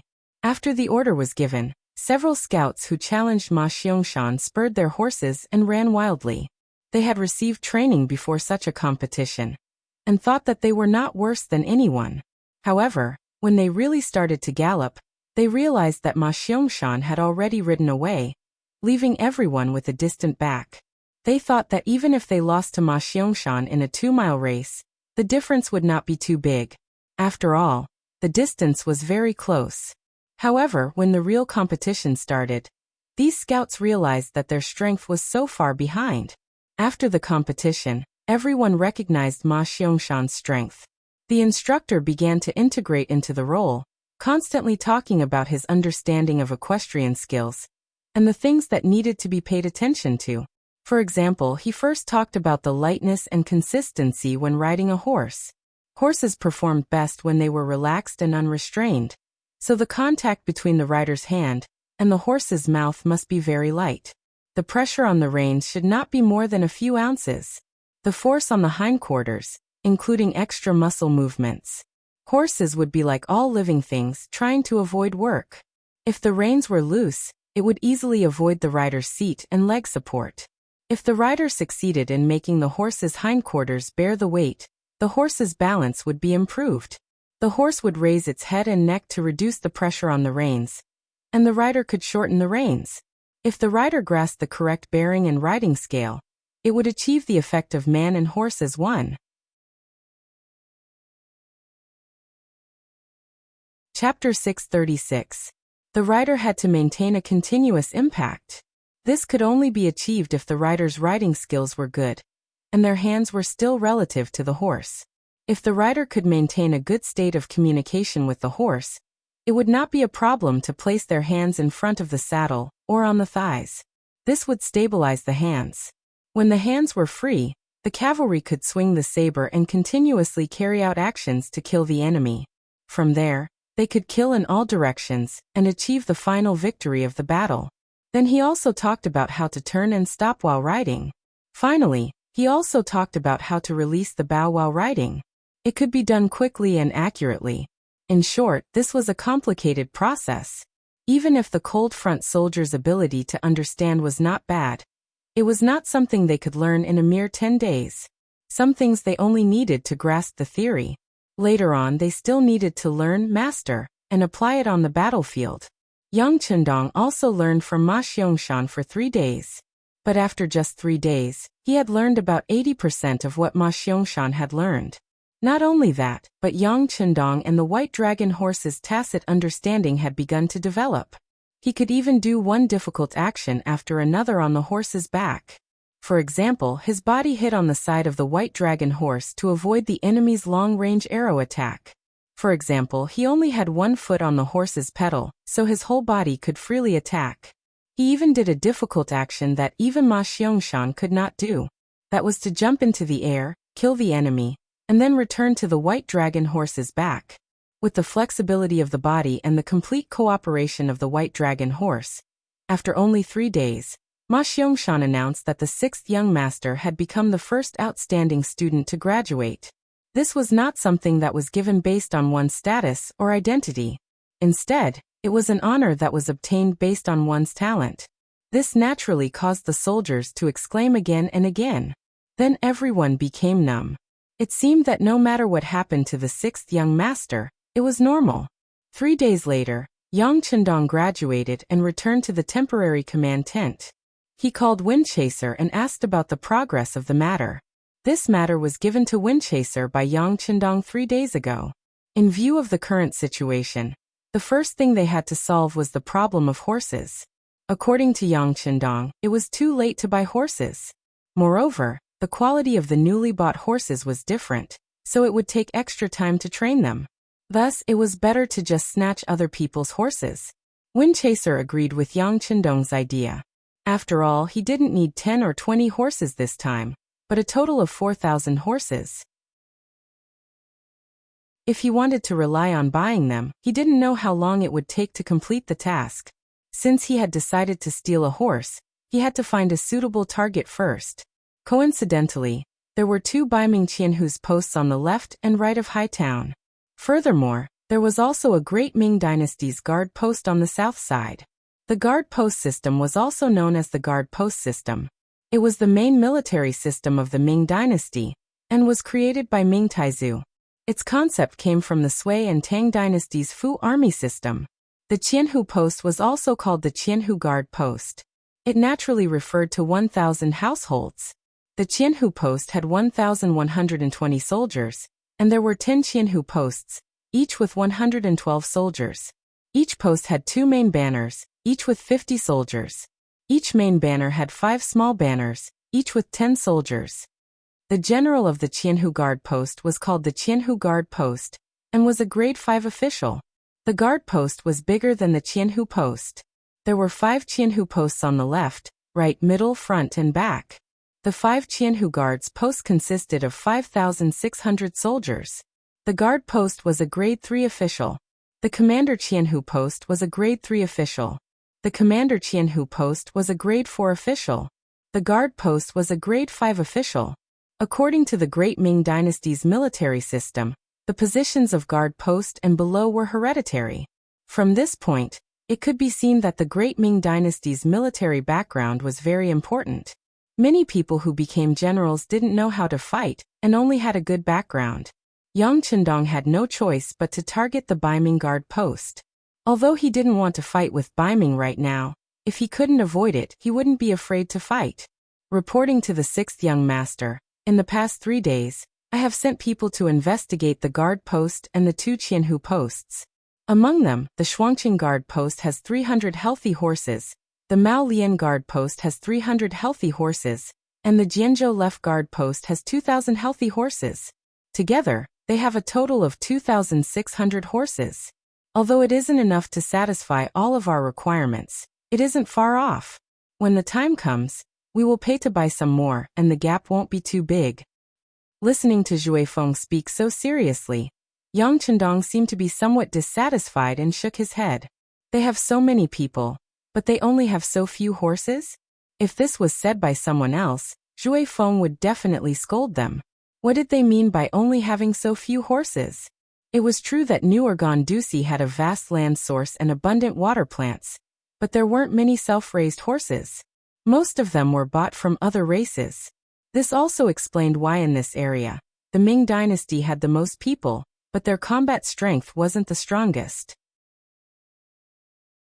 After all, not only did they need to buy healthy horses, but they also needed to buy horse materials and so on. Together, it was not a small expense. All right, no matter what, with these war horses, our strength will be greatly improved. As if he had thought it through, Yang Chendong finally nodded and agreed to make a move on these 3 places. From his words, it seemed like those horses had already become his. In fact, it wasn't difficult to do this. With the most advanced firearms and catching them off guard, there was no reason to lose. Now the difficult part was how to mobilize these horses. Of course, Yang Chendong could take the initiative to attack the city. But if he did that, it would attract the attention of the Baiming imperial court. It was even possible that they would send troops in. If this was the case, it would reduce the pressure on the Walla army. This wasn't something that Yang Chendong wanted to see. Can you think of a way to mobilize them? Yang Chendong looked at Zhui Feng and asked. This subordinate will think of a way. Zhui Feng knew that this was the time to test him. This was facing the 6th young master. He had to perform well. He didn't make any guarantees, nor did he say no. Zhu Feng went out of the tent to find his 3 battalion commanders and his company commander Ding Shan. He told them what the 6th young master wanted. The 4 of you are the backbone of the cavalry regiment. Now tell me, do you have any ideas or solutions? Wind Chaser looked at the 4 subordinates with the same expectant gaze and asked with the thought that 3 heads were better than 1. The 4 people fell into silence. After about 2 or 3 minutes, 3rd Battalion Commander Ma Xiangshan and his company commander Ding Shan raised their heads at the same time and said in unison, "Selling horses." Sell horses? Zhu Feng was stunned at first, but he quickly recovered and a smile appeared on his face. "That's right, I'll sell the horses. Like this, company commander Ding Shan will complete this mission. If you need anything, the cavalry regiment will support you." The idea was thought of by 2 people. Wind Chaser did put the task on Ding Shan's head. This was not to favor one side, but in his opinion, Ma Xiangshan was still acting as an instructor. It was not good for him to leave. More importantly, no one was more suitable than Ding Shan to complete the task of selling horses. The reason was that no one was more cunning than Ding Shan. Ding Shan was the cavalry company commander of the regiment. Many times he was responsible for investigating the enemy. Sometimes, in order to investigate the enemy more clearly, he needed to go to the enemy's territory. At this time, disguises were very important. He didn't know how many times he had appeared in the enemy's territory as a merchant and completed the mission very well. Therefore, this mission belonged to none other than him. Okay. Ding Shan didn't refuse and then added, "I've long heard that the vice-thousand households of the double city guard, Zhang Mingji, is very greedy. I want to start with him." "No problem at all. You don't need to report what to do. The 6th young master only wants results. I hope you can have a better performance this time," Zhu Feng said with a serious face. "Yes, I promise to complete the mission." Ding Shan stood at attention and gave a standard military salute. He turned and left the tent. Ding Shan went to carry out the mission. The training in the camp didn't stop. They had already trained for 9 days. Everyone's progress was very fast. Tomorrow was the day of the test and also the time to decide their status. Many people were nervous and excited. In this atmosphere, Ding Shan returned to the camp and brought back a piece of good news that made Zhu Feng happy. Not long after, he took Ding Shan to the temporary command tent where Yang Qindong was resting. In the command tent, Yang Qindong saw Zhu Feng and Ding Shan. He seriously listened to the reports of the 2 and had a preliminary understanding of the battle plan. Ding Shan was a young man who wasn't very tall and always had a smile on his face. Perhaps it was because of the slight evil in his smile that he was able to disguise himself as a merchant so smoothly and vividly. According to Ding Shan, after he took the mission, he went to the double city guard and then spent some silver to easily meet the vice-thousand households here, Zhang Mingji. Zhang Mingji had relied on his ancestors to obtain the position of vice-head of the 1,000 prefectures. Just like his name, he was very wise and knew what was best for him. The reason he found Zhang Mingji was because he was a smart person. Ding Shan liked to deal with smart people. This could save him a lot of time and energy. Zhang Mingji saw Ding Shan in a tea house in the city. His hands were behind his back and his face was hidden. Ding Shan didn't know how many of these great Ming generals he had seen. They always had a high and mighty appearance, as though they looked down on the people of the world. However, they didn't have much in their stomach. General Zhang. Although he looked down on him, Ding Shan's attitude was very low on the surface. Weren't merchants like this? They only had benefits in their eyes. In order to achieve their goals, they were even willing to act like a grandson. Chapter 637. N. He snorted with his nostrils facing the sky as a greeting. After he was completely seated, he caressed the teacup and spoke with an indifferent expression. "Your surname Ding? I heard from Xiao Wuzi that you want to see me? And you want to do business with me?" The so-called Xiao Wuzi was the middleman Ding Shan had found. He was a broker in the city and was equivalent to the current middleman and introducer. Don't underestimate these brokers. Although their status wasn't very high, they had a wide range of connections. They knew many people from all walks of life. Many things that were impossible in the eyes of others could often be turned upside down once they made contact with one of them. Yes, this one's surname is Ding. I'm the fifth brother I found. Ding Shan's face was full of flattery. It was very in line with the face of a businessman who smiled when he saw people. And that's enough. Your surname isn't important. After this matter, I will forget about it. Just tell me what business you want to do with me this time. Let me tell you, this general is very busy. If it's a small business, then don't waste each other's time here. He acted as if he was very busy with work and had a lot of things to do. He didn't even look Ding Shan in the eye. Ding Shan didn't care about Zhang Mingji's disdain at all. He also didn't plan on forming any friendship with this person. Everyone met for their own purposes.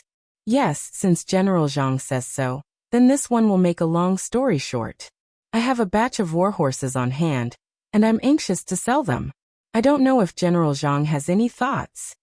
As if out of instinct, Zhang Mingji waited for the other to finish speaking before he hurriedly lowered the price. I thought it was some big business. So it's warhorses. Let me tell you. Wait. What did you just say?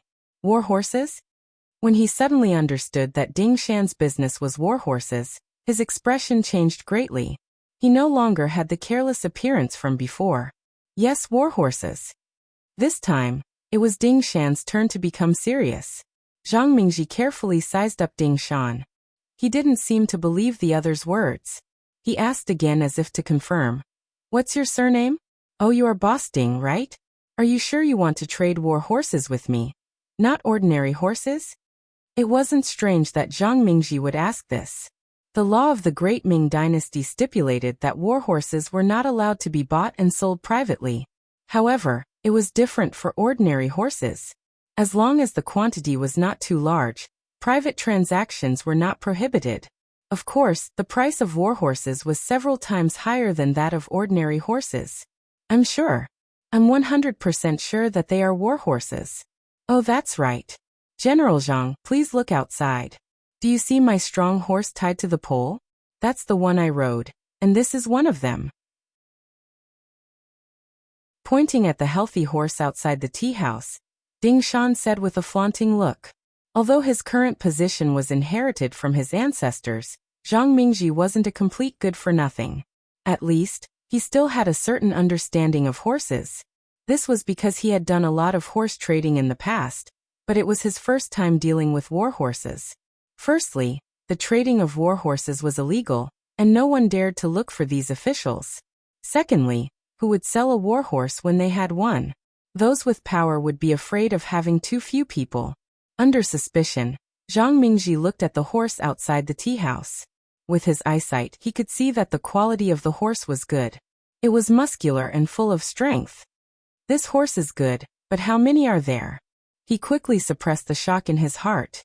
In Zhang Mingji's view, although the quality of these warhorses was good, they weren't rare goods. It was normal to have 3 to 5 of them. Ding Shan had been observing the changes in Zhang Mingji's expression. He was already certain in his heart. Seeing the other party ask about the number, he stretched out 4 fingers. Only 4. Zhang Mingji breathed a sigh of relief. For warhorses wasn't that surprising. If he wanted, he could take the risk and get 4 from the army in the city. No. Ding Shan shook his head and waved his extended fingers. No. Then it's 40? At this moment, Zhang Mingji's interest was piqued. For him, if it was really 40, then it attracted his interest. No. General Zhang, can't you think about the bigger picture? Ding Shan looked as if he was trying his best to guess and not afraid of being scared. Sitting across from him, Zhang Mingji was really frightened at this moment. Since Ding Shan dared to say so, then it definitely wasn't 40. Could it be 400? At this moment, Zhang Mingji couldn't stay calm. It wasn't that he hadn't seen 400 warhorses before. Didn't the nearby Jianzhou Left Guard have 2,000 warhorses? But that belonged to the Beiming Imperial Court, and these 400 were private transactions. If the matter was done, it would belong to him, and he could sell it to the army at a high price. He could even think of a way to snatch these warhorses and give them to the Jianzhou Left Guard. It would definitely be a great merit. At that time, he might be promoted and become a true Qianhu. Don't underestimate the difference between a Qianhu and a Qianhu. There was a huge difference in power between the two. It was so big that some people couldn't achieve it in their lifetime. Zhang Mingji relied on his inheritance to become a Qianhu. It seemed that his starting point was very high, but if nothing unexpected happened, he might stop there for the rest of his life. When it came to his next generation, he wouldn't be a Qianhu, but a Qianhu. For his descendants, he was under a lot of pressure. At this moment, his thoughts turned many times. In the end, he made up his mind. This matter had to be done, and it had to be done well. As for the present, he would first stabilize Ding Shan's mind, and then make a plan later. Cough. For 100 warhorses, right? Zhang Mingji's voice trembled slightly, indicating the excitement in his heart at the moment. Yes, it is 400, but I don't know if General Zhang can eat them all. If he can, how much silver can I give for each one? Of course, the quality is guaranteed. Each one won't be worse than the one outside. Pointing outside the tea house, Ding Shan still had a smile on his face. Yes, if there are no problems with the quality, it's only 400 warhorses. I'll take them. At this moment, Zhang Mingji had to put on a rich and overbearing appearance. He couldn't show his cowardice and let Ding Shan doubt him. If that was the case, then this business deal wouldn't be able to be done. He also didn't ask where the warhorses came from. This was the rule. The buyer didn't ask the seller where the goods came from. Because of this, there were many good and cheap goods circulating in the market. Okay. Ding Shan also had a very happy expression. Then he looked at Zhang Mingji with a longing gaze, as if waiting for him to make a bid. Zhang Mingji only thought for a moment before nodding. Okay, if there are no problems with the quality, I can give you 200 silver for each warhorse. How about it? In the normal market, an ordinary warhorse only cost around 30 silver. A warhorse's price was around 100 to 120 silver. The specific price depended on the warhorse's health and leg strength. But with so many warhorses, of course, it couldn't be treated like normal. Often, the more warhorses there were, the more expensive they were. But the price of 200 silver per warhorse was very sincere. It was even higher than the market price and the black market price. 200 silver per warhorse, 400 warhorses would be 80,000 silver. This was definitely not a small number, and it was definitely not something a small vice-thousand households could decide. But Zhang Mingji didn't think too much before making a decision. This could only prove one thing, which was that he was determined to get it. But Ding Shan didn't seem to see this. He just kept smiling and nodding, looking very much like a greedy merchant. The price was settled. Next was the location of the transaction. 3 days later, at Horn Mountain Colonel, the two sides agreed to trade there, one hand for the goods.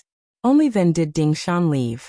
Zhang Mingji looked at the departing figure and fell into deep thought. Since such a big piece of fat meat was in front of him, he had to eat it. The problem now was how to eat it. For 100 warhorses. Not to mention him, even with the current strength of the Twin City Guards, it would be difficult to eat. It seemed that he had to inform the Jianzhou left guard. This was also the reason why he insisted on the transaction 3 days later. On the surface, he said to Ding Shan that he wanted to gather silver. After all, 80,000 silver was not a small amount. But in reality, he wanted to give enough time to inform the left guard. Although the warhorses could communicate with each other, it would take 2 days to go and return. In addition, they needed to make preparations. 3 days was just right. As a company commander directly under the regiment, Ding Shan's brain was definitely enough. He had seen through Zhang Mingji's bad intentions, but he wasn't afraid. If it was in the past, with only their cavalry regiment, it would be troublesome to take the initiative to provoke such an enemy. But now, with the 6th Young Master and the 3rd Regiment of the Cold Front and 6 auxiliary battalions, what was there to fear?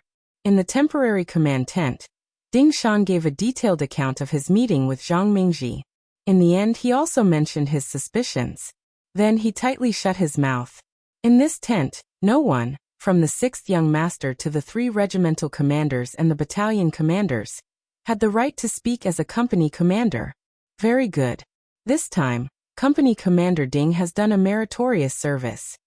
Yang Chendong waited for Ding Shan to finish explaining the situation, then praised him generously. Then, his gaze began to search the sand table. Soon he found the place called Horn Mountain. Colonel the new Ergon City was now outside the pass, in the area of the 3 northeastern provinces. Before it was heavily developed, there were only plains and high mountains here. The tall mountains were connected one after another, giving people a very grand and spectacular feeling. The plains stretched as far as the eye could see, and one could not see the end of it, but one could also see very far away. But there were some special environments in this kind of terrain. For example, Horn Mountain Call was the connecting point between the high mountains and the plains. It belonged to the area below the mountains. Chapter 638. With the mountain behind them, they could block the cold winds of the northeast winter. This kind of place was suitable for the local people to live in. Slowly, it formed a village of 100 families. The surrounding fields had also been properly developed. And this kind of place had a special characteristic. It was very suitable for an ambush. On one side of Horn Mountain Call was a tall mountain and dense forest. Imagine, if there was an ambush there, what kind of effect would it have?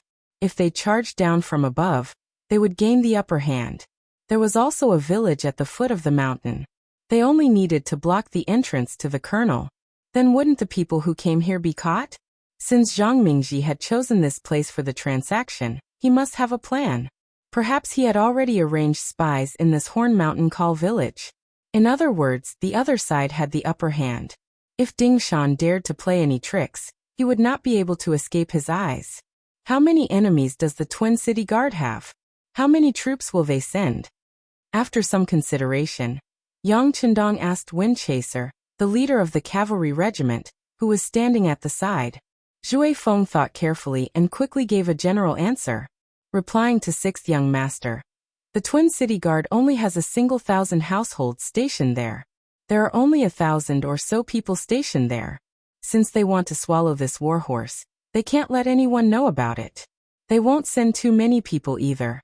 I estimate that other than the original 300 cavalrymen, they will at most send another 200 infantrymen, half of the total force. This was not Zhui Feng's guess, but the result of countless experiences. Often there would be other races causing trouble in this area. The nearby Baiming cities would often send half of their troops.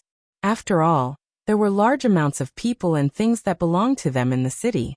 They could not just throw away the watermelon and pick up the sesame. They were also afraid of being lured away by the enemy and not even having a home to call home. Half of their forces? Easy.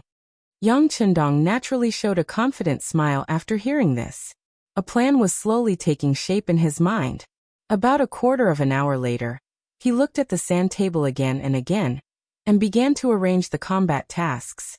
Battalion Commander Gao Danhua, you Company Commander Ding Shan, and Company Commander Su Yunxing will be in charge of dealing with the Baiming Army and Horn Hill. Colonel, remember, killing the enemy is a must, and taking their warhorses is your main goal.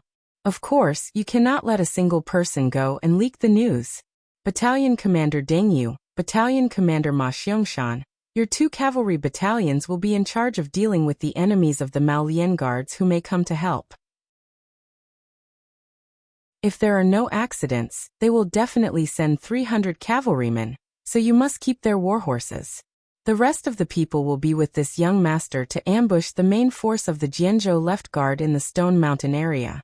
Everyone should familiarize yourself with your mission and the terrain as soon as possible. If there is anything you don't understand, you can ask this young master at any time. With the advantage of superior forces, excellent equipment, and the surprise of the attack, Yang Chendong was 100% sure that he could deal a heavy blow to the Baiming cavalry. The key question now was how many warhorses they could keep. With his orders, the regiments, battalions, and companies quickly began to mobilize and divide the work before the battle. Only one day later, except for a company of auxiliary soldiers left to guard the supplies, the rest of the soldiers all moved out and went to their own targets. At the same time, a warhorse in charge of communication also entered the Jianzhou Left Guard's office. The commander of the Jianzhou Left Guard was called Chen Dula. He was a brave general and the only high-ranking general in the Jianzhou Left Guard's office that did not rely on inheritance. He had the official position of Baiming third-grade general. After Zhang Mingji and Ding Shan separated, they went to the barracks to find Qianhu Hiying. After a discussion, they both felt that with their own strength, it was impossible for them to take down 400 warhorses. They decided to report it to their superiors and asked the Jianzhou Left Guard and the neighboring city's Maolian Guard to send troops to help. As a reward, the Shuangqing Guard would get 150 warhorses, the Maolian Guard would get 50, and the Jianzhou Left Guard would get 200. There was no other way. The Jianzhou Left Guard was a Jianzhou Left Guard, and its strength was too great. If they were asked to help, they had to give enough benefits, even though they were family. But brothers still had to settle accounts clearly, right? As for the Maolian Guard, they only needed to send troops to help, and they would get 50 warhorses for free. No matter how one looked at it, it was a profit. In the Jianzhou Left Guard, Commander Chen Dula, who received the news, called over his fellow commanders Liang Xian, secondary grade 3, and Commander Tang Longtian, primary grade 4, to discuss how to cooperate with the Shuangqing Guard to take down these 400 warhorses. This is a piece of fat meat, he. Tang Longtian, who received the news, rubbed his calloused hands and laughed. This Shuangqing Guard is quite tactful, giving us half of the benefits. Since that's the case, I'll take action once. Later, I'll take 2,000 cavalry with me. Then everything will be easy. Commander Liang Xian spoke with an insufferably arrogant expression on his face. Liang Xian had inherited the position of Commander Liang Xian through the virtue of his ancestors.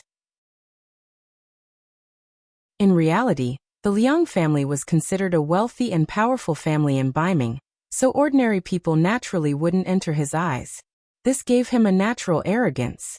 Even in the entire Jianzhou Left Guard, there was no one else who could enter his eyes other than Commander Chen Dula.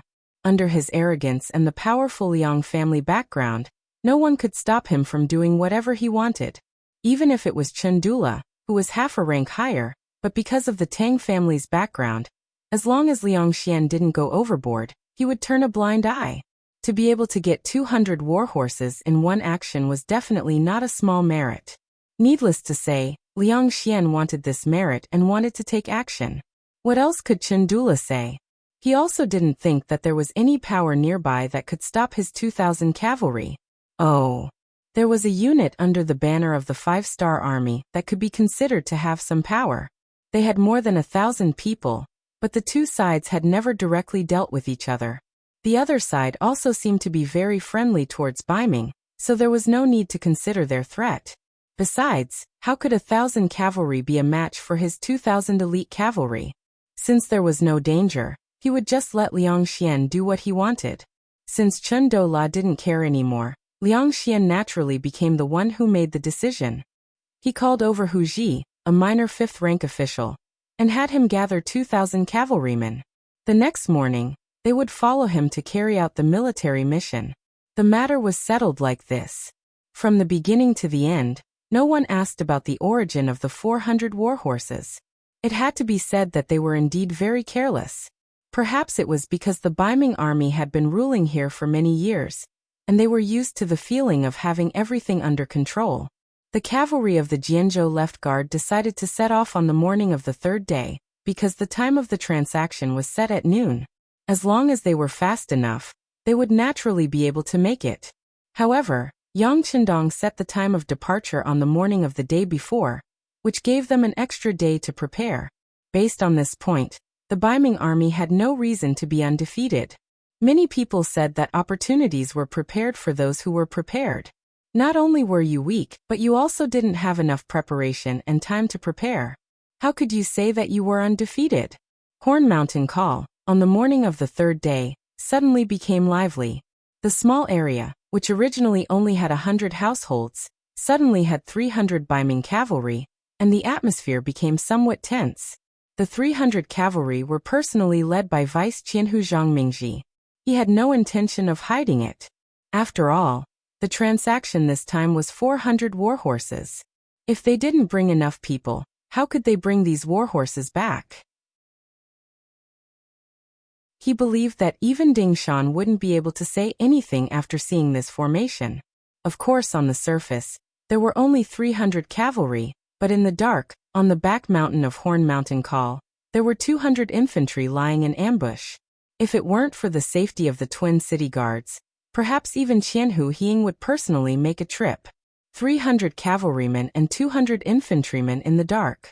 This made Zhang Mingji very confident. In addition, the 300 cavalrymen of the Mao Lian Guard and 2,000 cavalrymen of the Jian Province Left Guard would appear one after another after receiving the news. This made him very confident. He believed that everything was under his control. Now he only had to wait for the seller Dingshan to appear. The agreed time was noon. When smoke began to slowly rise from the chimneys of the families in the small village of Horn Mountain Call, a large group of horses arrived at the village gate. The group was made up of 400 war horses, and each war horse had a rider. Not only that, but there were also more than 100 people following from the left and right. It seemed like the group was quite large. "They're here." Zhang Mingji immediately noticed the caravan, and a smirk appeared on his face, as if he had succeeded in his scheme. This Dingshan really didn't go back on his word. He really did bring a group of 400 war horses. This person really was stupid, daring to trust him so much. At this moment, Zhang Mingji already viewed Dingshan and this group of horses as a piece of fat meat that had jumped into a bowl. Although there were 400 cavalry and 100 men that appeared with the group of horses, he had already automatically ignored them. What kind of place was this? This was Baiming's slave Gandusi, who dared to make an enemy of the Ming army here. Under the preconceived notions of an official, he didn't think that there would be people who dared to make an enemy out of them, or that they would be unfavorable to him. He didn't put any of the dangers in his eyes. All he saw were benefits and opportunities. Just as Company Commander Ding Shan and 2nd Battalion Commander Gao Danhua led 500 cavalry and 400 war horses into the village, in the back mountains of Horn Mountain Call, a smokeless massacre was taking place. The ones being massacred were the 200 Baiming infantry sent from Shuangqing. The killers were the Reconnaissance Battalion Commander Su Yunsheng and his subordinates, 100 soldiers. With 100 elite Reconnaissance Battalion soldiers against 200 Baiming infantry, whose combat strength was only around 3rd class, and also a sneak attack, there was no problem in winning. In silence, Baiming soldiers hiding in the forest were killed one after another. Many of the soldiers didn't even make a sound before they died. They didn't even know who killed them or what the killer looked like.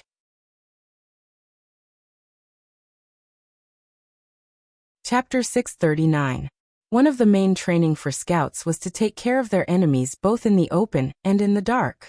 Facing these Baiming soldiers who were completely defenseless and in a scattered formation, it was too easy for them to complete their mission. They killed one person with a single slash. Any Ming soldier who had their mouth and nose covered by them from behind would have blood spurt out from their necks. Then they would fall into eternal darkness and die. The entire process was very smooth. Although the Baiming soldiers still discovered something in the end, when there were less than 20 of them left, it was already too late for them to counterattack.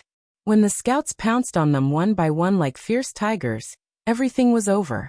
From beginning to end, the 200 Baiming soldiers did not make any loud noise, and did not alarm Zhang Mingji and the 300 cavalry at the foot of the mountain. In fact, even if they made a noise now, it was not important for the overall situation. Ding Shan and Gao Danhua, who had entered the village, had already received the signal from the mountain, and launched a cavalry attack. Battalion Commander Gao Danhua led her 400 cavalrymen, and charged forward at high speed. Company Commander Ding Shan led his 100 soldiers to guard the entrance of the village. Each of them held a long machete in their hands, looking like they were guarding the pass, preventing any enemy from escaping from here. The reason they chose Horn Mountain Call was because it was easy to enter and difficult to leave. It was to prevent Ding Shan and the others from suddenly escaping when they saw that the situation was not good. But now, they had to jump into the hole that they had dug for the other side. Get on your horses. Quickly get on your horses and prepare to meet the enemy. Vice Qianhu Zhang Mingji saw the sudden attack of the cavalry, causing the ground to tremble. At this moment he was really scared. He panicked and shouted at the 300 cavalry. The 300 cavalry from the Twin Cities did not expect such a thing to happen. They came here to receive their war horses. Even if they wanted to fight, they had to wait for the cavalry from the Jian Province Left Guard. and the Mao Lian Guard to appear together. What was the situation now? The reinforcements had not yet appeared, and they were about to start fighting? The cavalry from the Twin Cities were completely unprepared. Under Zhang Mingji's yelling, they all hurriedly got on their horses. Just as they were done, Gao Danhua's 400 cavalrymen were already within 100 meters of them. This was already within the effective range of the archers on horseback. Waves of arrows fell like raindrops, smashing into their bodies. Thump thump, thump thump. Before they were ready, dozens of northern Ming cavalrymen were shot in their vitals by arrows and fell from their horses. Some of the cavalrymen were quite lucky. Although they were shot in their vitals, they were not shot in their vitals and were still able to fight. Zhang Mingji was one of the luckiest. He knew that the situation wasn't good since he hadn't been hit by the arrows. He shouted again, "Counterattack with arrows! Prepare to counterattack with arrows!" The outcome of this cavalry clash was predestined from the very beginning. Against the unprepared, they were prepared for battle but unprepared. Allowing Zhang Mingji to yell and order them around was just a futile attempt to resist. It was only a distance of 100 meters. For the elite cavalry, it was just a blink of an eye. The poor Baiming cavalrymen were still taking out their bows and arrows from their quivers. Their opponents rushed over so quickly that they didn't have time to draw their sabers. Many of them were cut down by the cavalry. Under the protection of more than a dozen soldiers, Zhang Mingji was lucky enough to rush out of the battlefield and rush straight to the entrance of the village. His goal was very simple. He wanted to escape from here and then meet up with the reinforcements from the Jian Province Left Guard and the Mao Lian Guard. Then he would go back and slaughter Ding Shan and the others. Daring to have ideas about them, they were really courting death. Zhang Mingji had indeed forgotten that he also had ideas about the other party. He had even been prepared to steal horses and kill people, because he would never allow the news of him stealing goods and killing people to spread. But now his opponent was giving him a taste of his own medicine. Coming, kill. Seeing Zhang Mingji leading more than a dozen cavalrymen to the entrance of the village, Ding Shan, who was guarding here, had a trace of excitement on his face. Then he waved his large saber and directly went up to meet them. This 2-meter-long saber was also called a saber. It was one of the most common weapons used by infantrymen to deal with cavalrymen. With its length, as long as the timing was right, it could often chop off the front hooves of a high-speed warhorse and flip the enemy to the ground. Although warhorses were very precious, in times of danger, a person's life was even more important. It was only a dozen warhorses, so it was fine to chop them up. They couldn't let them escape. The 6th young master had given a strict order that none of the enemies who had seen them were allowed to escape. Swish, swish. As the warhorses fell to the ground one by one, the Baiming cavalrymen also fell from their horses. Before they could do anything like turn over, a saber that flashed with a cold light had already landed on their bodies, chopping their bodies into pieces. They couldn't be more dead. Zhang Mingji's luck finally ran out. With his warhorse's front hooves cut off, he also fell from his horse. Then, what greeted him was 3 sharp sabers falling down. He didn't even have the time to ask who his opponent was. Why did they have the guts to go against the Baiming army? His head was separated from his body. At this moment he couldn't be more dead. 300 cavalrymen, they were either shot to death by arrows, fell in the path of the cavalrymen's charge, or died in the path of escape. In the end, not a single one was left. Gao Danhua and Ding Shan also didn't have any intention of keeping anyone alive. Whenever they discovered that a Ming soldier was not completely dead, they would go up and stab him. Their movements were fast and precise. It was obvious that this was not the first time they had done this. Fortunately, Zhang Mingji had already given the order that all the civilians in Horn Hill Call could only stay in their homes. No one was allowed to go out. Otherwise, they would be killed without mercy. Originally, he didn't want people to see him kill people and steal horses. Now it helped Ding Shan, Gao Danhua and the others. They didn't need to raise their sabers and do anything to the innocent civilians. Quickly clean up the battlefield and leave this place. Gao Danhua gave the order. Ding Shan and the cavalrymen began to carry it out. After less than an hour, Hornhill Call had once again returned to its original tranquility. Only the smell of blood still filled the air, and didn't dissipate for a long time. Outside Hornhill Call, it was not peaceful at this time. The 300 Malian Guard cavalrymen that had come from Malian City were facing the combined attack of the 1st Battalion of the Cavalry Division, Dingyu, and the 3rd Battalion, Ma Xiangshan. The Malian Guard cavalrymen also suddenly met the enemy, without any preparation. First, there was a wave of archers attacking from afar. Then there was a close-range charge. 800 against 300. Adding on that the cavalry division's sabers were so sharp, there were occasionally some Baiming cavalrymen who wanted to put up a fight. But after a few swings on the horses, they sadly found that the sabers in their hands had broken from the middle due to the quality of the sabers. Facing the Malian Guard cavalrymen with broken sabers, no matter if it was Dengyu or Ma Xiangshan, no one would be polite. Who could say that the quality of a weapon was not another manifestation of a powerful hairstyle? Taking advantage of your weakness to take your life. After a flurry of sabers, the 300 Malian Guard soldiers were completely annihilated.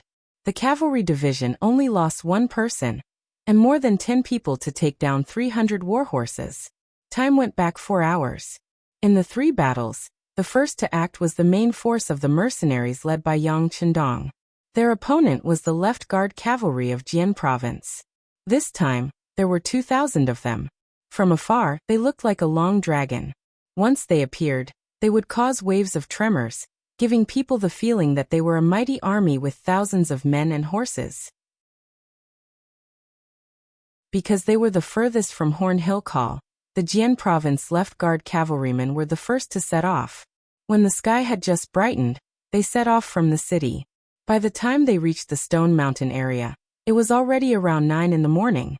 In comparison, Yang Chendong's troops came even earlier. They had already arrived yesterday, and chose the best battlefield. Relying on the fact that the Stone Mountain area was mostly stone, they chose a path between 2 mountains as the ambush location. Although it was called a mountain, it was not as tall as a real mountain.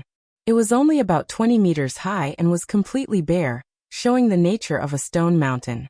However, the height of 20 meters was enough to make Yang Chendong very satisfied. First, he arranged for the soldiers to place piles of stones at the exit between the 2 mountains to block it. This was to ensure that the enemy could only be a turtle in a jar after entering here. Then he began to arrange the specific location and tasks for the ambush for each battalion. The political commissar of the 2nd Regiment and the commander of the 2nd Battalion, Chen Bo, was responsible for the attack on the left side of the mountain. The commander of the 3rd Battalion, Chen Yang, was responsible for the attack on the right side of the mountain. The regimental commander and the commander of the 1st Battalion, Wu Sheng, was responsible for blocking the enemy's retreat.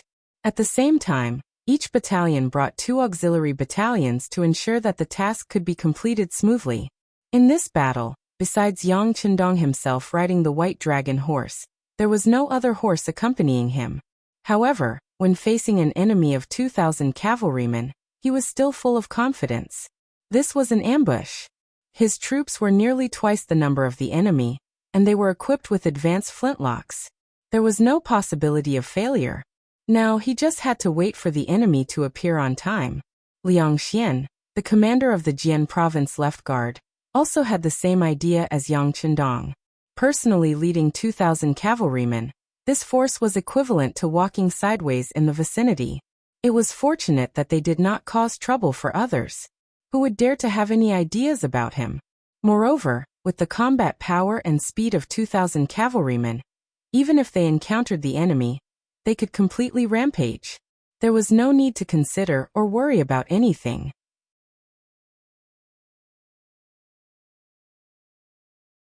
Chapter 640. With such arrogant thoughts, the 2,000 cavalrymen charged forward. Even though they knew that there was a section between 2 mountains, no one had the intention to change their path. After all, if all the cavalrymen charged forward, they would be able to pass through this section in 3 minutes. In the past, they didn't know how many times they had passed through this area, but they had never encountered any danger. There wasn't any danger in the past, and there shouldn't be any now. With such thoughts, the 2,000 Baiming cavalrymen charged forward with Wei Zhen, and Hu Ji as the vanguard. In less than 2 minutes, the 2,000 cavalrymen had entered the ambush area. At this moment, General Hu Ji, who was charging at the front, had already seen the mountain rocks that were 4 meters tall blocking the road. Whoa! Hu Ji, who had stopped his horse, instinctively raised his head and looked around. Logically speaking, since there were rocks blocking the road, there must be an ambush nearby. However, no matter how he looked around, he couldn't see a single enemy. He also didn't expect the enemy to suddenly appear and wave their flags and battle cries. "General, what should we do?" Seeing that their path was blocked, the vanguard cavalry had no choice but to rein in their horses and put all their attention on Hu Ji. "The situation isn't right, retreat." Hu Ji decisively gave the order to retreat. Although he could order the army to dismount and move the rocks in front of him away, he still felt uneasy. After all, the rocks were only 4 meters tall, and they should be able to remove the obstacles in front of them quickly. The soldiers naturally followed the general's lead. Since Hu Ji gave the order, the cavalrymen below nodded and prepared to retreat. At this moment, they realized that the cavalrymen behind them had caught up. Everyone was blocked in between the two mountains. "Don't move forward, everyone, listen to my order. Turn your horses around and retreat." Seeing that more and more people were coming, the bad feeling in Hu Ji's heart grew stronger. He was anxious to get out of here. At the same time, he looked around from time to time. Although there wasn't a single enemy in sight, he felt that there were countless pairs of eyes watching him. On the left side of the mountain, Yang Chendong was watching everything that was happening at the foot of the mountain with Squad 1 and 2. With a leaf in his mouth, Yang Chendong put down the nightmare domain in his hand and sighed. "The enemy's vanguard general is quite smart. Too bad I can't have it all."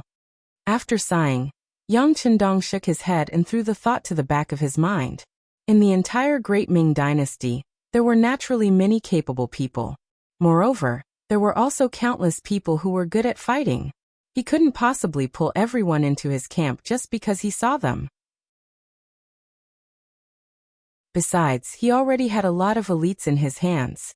Just like the Ghost Sniper team and the Wolf Fong Special Forces, everyone was 1 in 100, 1 in 1,000, or even 1 in 10,000 experts. "Bai Zhua, I have a mission for you. Kill the enemy's vanguard general for me." Yang Chendong looked to the right. A member of the Phantom Sniper Squad was lying on the ground. Captain Bai Zhua was also among them. He was holding a high-efficiency sniper rifle and preparing to shoot. Although there weren't many people in the northern part of the Great Ming Dynasty, they were all elites. For example, the Phantom Sniper Squad and the Wolf Fong Squad were brought along. As a member of the Special Forces in his previous life, he knew that real sharpshooters were made from bullets, and real elites were made from thousands of dangers. If you wanted an elite army, you shouldn't be afraid of losses. Only the mediocre would fade into the background, and the real elites would stand out. This time, he brought these two teams here to continue polishing them and training them. Often, actual combat was the best training ground. "Don't worry, sixth young master." Bai Zhua knew that this was an opportunity for him to show off, so he immediately agreed. Then he began to adjust the muzzle and the sight. Taking advantage of this time, the third commander, Wu Sheng, led a battalion to completely cut off the retreat of the Baiming cavalry and built a simple line of defense there. This was also the reason why Yang Chendong didn't immediately give the order to attack.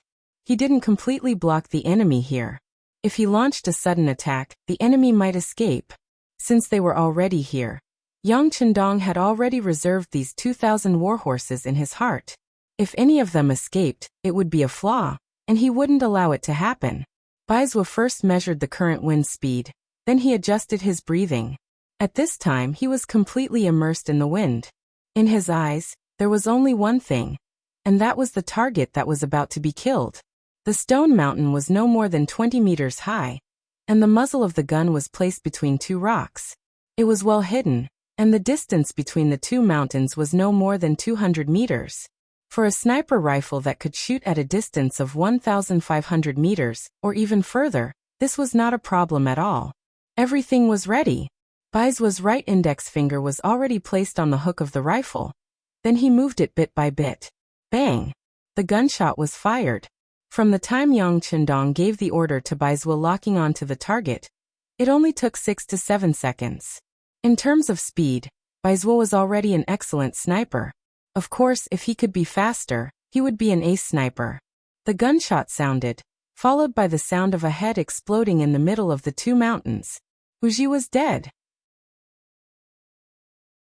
Without any warning, without seeing who the enemy was, without even knowing where the bullet came from, he died in a daze. Perhaps at the moment of his death, he was certain that there was indeed danger here. Baizhuo's shot was like a signal flare. The mercenaries who had been lying in ambush on both sides also locked onto the target and began to fire continuously. After Hu Ji's death, one by one, the Baiming cavalrymen fell off their horses and died on the ground. Enemy attack. Enemy. A centurion was still shouting loudly, but he quickly stopped halfway. There was no other reason other than that the bullet had already entered his body. He was already a dead man. How could a dead man speak? One by one, the northern Ming cavalry were hit by the bullets. They didn't even see what the enemy looked like before they fell off their horses or died on their horses. And this kind of scene seemed to be contagious. It started from the vanguard and spread all the way to the middle and rear of the army. Liang Xian, who was in the middle of the army, heard the loud gunshots. His face turned from red to white. Even if he was a fool, he would know that he had fallen into an ambush at this moment. But why were the gunshots so dense? Where did they come from? When did such a powerful enemy and opponent appear in this area? Some thoughts flashed through his mind. At this time, Liang Xian was thinking more about how to escape this place. He originally thought that this time, he would be able to obtain a great merit by just walking around. Who knew that his life would be in danger? Retreat, retreat, retreat.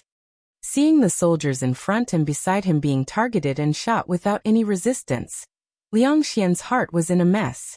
Liang Xian's courage was about to break at this moment. He shouted loudly, and under the protection of several bodyguards, he turned around and reined in his horse, preparing to flee. But no matter how fast he was, how could he be faster than a bullet? Soon, his figure was locked on by the ghost shadow snipers mixed in with the mercenaries. Perhaps no one could recognize his identity, but under the tight protection of several bodyguards, even if one used their toes to think, they would know that this person's identity was not ordinary. Since Liang Xian was a person of status, he would definitely be the target of special attention. At least 3 or more ghost shadow snipers targeted Liang Xian. It was a pity for this secondary grade 3 commander. He originally thought that he could rely on the Liang family's background to make a name for himself in the new, Ergon capital. Once he had the chance, he would return to Baiming to be a high official. But now he was about to lose his life because of a mission that was not dangerous at all. At the same time, he was targeted by at least 3 qualified snipers. Even a god would not be able to save him now. Bang bang bang. Gunshots continued to be heard in the sky above the battlefield, but it was not as dense as before. Before the battle, the 6th young master had given a strict order. If one was not confident enough, they were not to shoot casually, and they were not to shoot any warhorses. This made some soldiers who were not confident in their marksmanship take the initiative to put down their guns. They could only watch and see how others were performing. Under another round of gunshots, the bodyguards protecting Liang Xian fell from their horses one by one, revealing the general's figure. Bang bang. 2 sniper shots rang out at the same time, hitting Liang Xian's head and heart respectively. This arrogant commander who couldn't be underestimated widened his eyes and fell off the horse with an unwilling expression. Even in death he did not know who killed him. He had the same unwillingly thought as Vice Qianhu Zhangmingji. The vanguard, middle and rear troops all fell from their horses and died under the waves of gunshots. Only a small portion of the rear troops reacted quickly and turned around to escape the 2 mountains. What awaited them was not a ray of hope, but a heavy defensive line set up by Wu Sheng's main battalion and 2 auxiliary battalions. Hit them hard. Finally seeing the enemy appear in his line of sight, Wu Sheng, who had been waiting for a long time, gave the order. Hundreds of gunshots sounded at the same time, and the bodies of the Baiming cavalry that appeared in front of them were filled with holes. Their bodies were like a hornet's nest, and then they fell off their horses one by one and died. All that was left was the constant neighing of the war horses. as if they were calling for their masters to get up and get up quickly.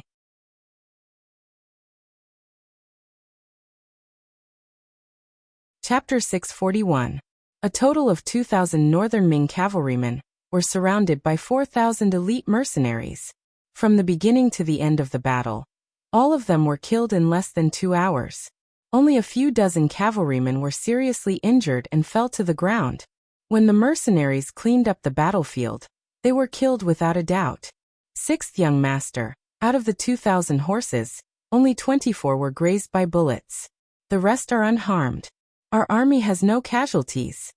Wu Sheng trotted to Yang Qindong, who had already gone down the stone mountain, and made a salute to report the results. Didn't you say not to hurt the horses? Hearing this result, Yang Qindong shook his head in dissatisfaction. However, he knew that since it was a battlefield, nothing could be perfect. Okay, tell all the brothers to record the contributions, and reward them according to their contributions. Now take all the war horses away and bury all the enemy corpses in the pit we have prepared long ago. The Battle of Stone Mountain was a victory. With careful planning, excellent weapons and strong military quality, they caught the enemy off guard. They killed 2,018 enemies and captured 2,018 horses. With this victory, the mercenaries withdrew from the mountain and headed straight for Sea Town. It was time to leave. Although there was a lot of military resources, with so many horses, it wouldn't be too hard to carry the equipment.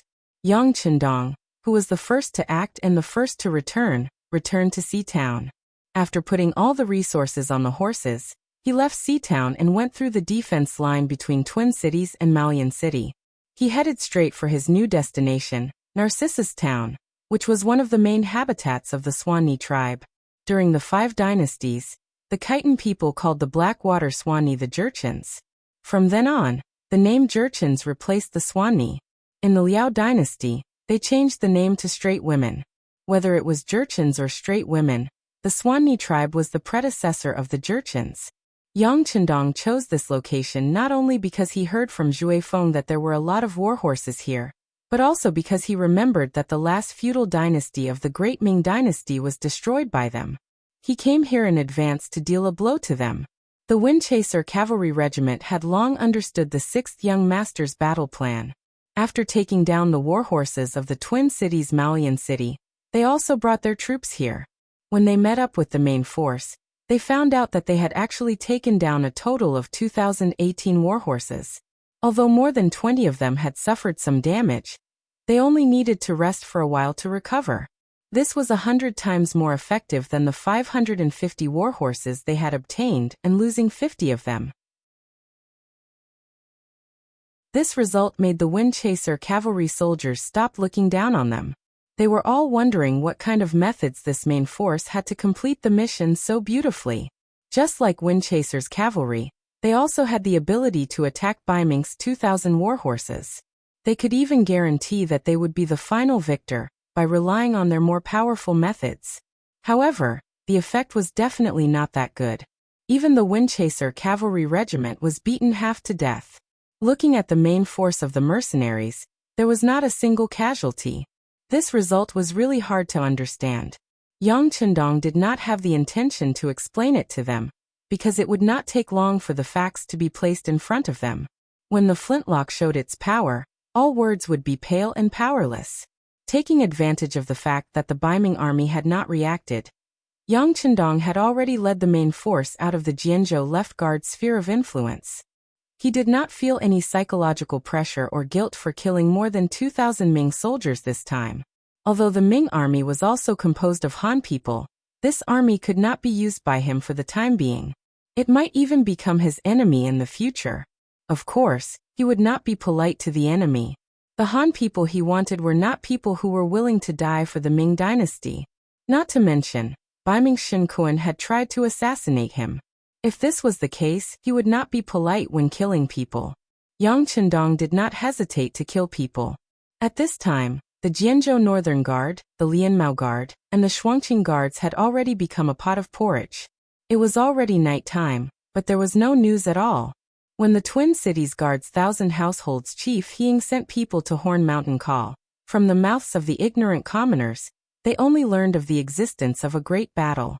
As for who killed who and who won in the end, they had absolutely no idea. They continued to search.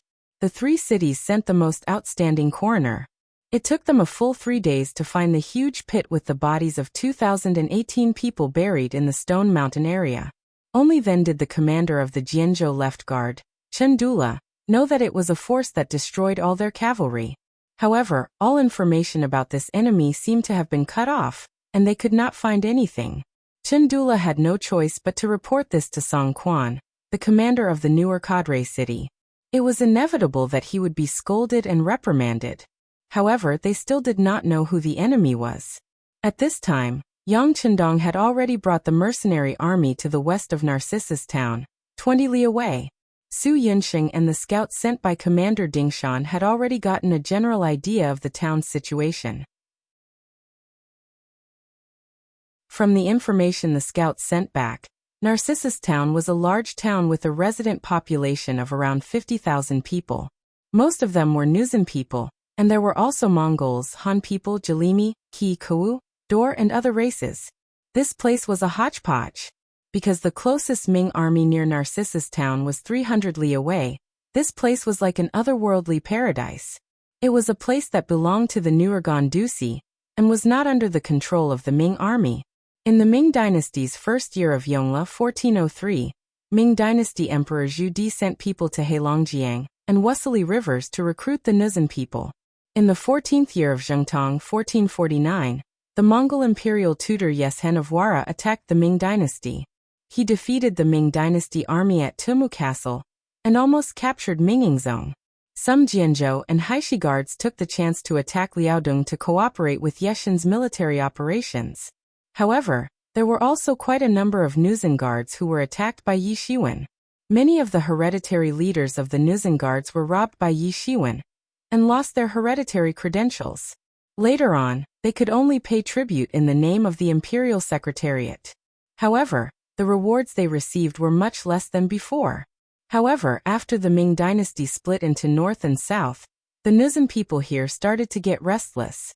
Since then, the Ming dynasty's pressure on the Nuzan started to weaken, and they slowly lost control. Some leaders even dared to challenge the Ming dynasty and rob the Liaodong region. It was around this time that the Nuzan language was lost. The Nuzan people mainly used Mongol as their written language, and a small portion of them used Chinese. What was different from history was that the Jianzhou guards, Jianzhou left guards, and Jianzhou right guards formed a strong tribe under the Ming dynasty. The appearance of the Jianzhou Three Guards marked the formation of the Manchu people and the expansion of their power. However, due to the appearance of Yang Chendong, the Ming dynasty was split into north and south. Baiming gave more support to New or Gandusi, so the Jianzhou Three Guards were still in the hands of Baiming. Speaking of which, if Narcissus town wanted to not be controlled by the Ming dynasty, it was impossible to rely on its location. Another reason was that there were 2 strong cavalry forces here. The strongest one was under the Nuzan's command, and the weaker one was under the Mongols' command. From the information provided by the scouts, the Nuzan's commander was called Borte. He had 4,000 cavalry under him, and even the surrounding Baiming guards were afraid of him. The Mongol general was called Bagan. He had 2,500 cavalry under him. Although he was slightly weaker than the Nuzan, he had a strong background and power as a Mongol. Most of the time, even Borte had to give him some face. 6,500 elites who were good at riding and archery were already more than the 5,600 Baiming guards. Unless Baiming was willing to send out 3 or more guards, it would be difficult to take advantage of the situation here. In fact, some of the nearby Baiming guards were also from the Nuzan tribe. If they were to attack Narcissus town, it was guaranteed that they would not help. They would even inform the Baiming beforehand. This was also the reason why Narcissus town existed and why Baiming did not come to raid. Raiding referred to plundering resources through war. It was usually used by nomads, but it was also used by Baiming against Narcissus town. Narcissus town continued to develop in its own way due to its unique geographical environment. Their main way of life was hunting, fishing, or raising various kinds of livestock for a living. Among them were horses. In fact, Many of these horses were born from wild horses, which made them the best choice for war horses in the future. The reason why Yang Qindong came to Narcissus Town was because of the horses that they raised. If he could get his hands on them, there was a high chance that they could become war horses. This would greatly increase the mercenaries' ability to survive on the grasslands. 6,500 cavalry. Yang Qindong shook his head after reading the information that the scout sent back. It was difficult for him to take down so many cavalry in one go. Even if he could, he would have to consider his own casualties. Whether it was the Nuzan or the Mongol, they were not his main opponents. It was not worth it and meaningless to waste his energy here. How about this? Let Commander Ding Shan go and see how many war horses he can buy from them. As long as they meet our standards, we will leave this place and head to the Tatar region. He had no intention of fighting with the Nuzan and the Mongol. Although he wanted to use this opportunity to teach the Nuzan cavalry a lesson, it was not worth it if he had to pay a high price.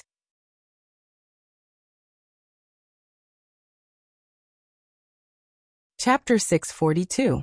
Yang Qindong didn't want to make things difficult for them. Ding Shan received the order and went to Narcissus Town 20 miles away.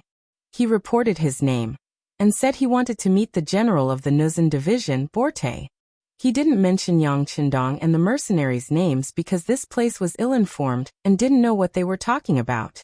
This time, Ding Shan reported that he was from the Red Banner Army. The Red Banner Army had some influence in the Nurgan Dusi region. The Nuzan cavalry reported Ding Shan's identity to the general.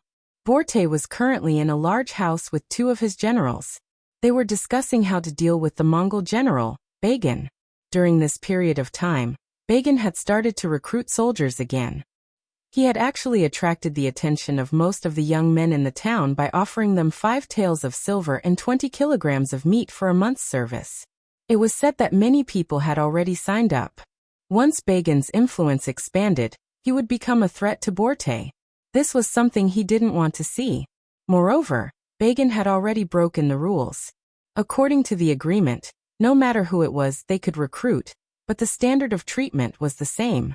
2 taels of silver and 5 kilograms of meat a month. Under the same standard, the townspeople could join whichever side they wanted. That being said, the Nuzan division had 4,000 cavalry while the Mongols only had 2,500. With this comparison, the people who wanted to join the army naturally knew which side to choose.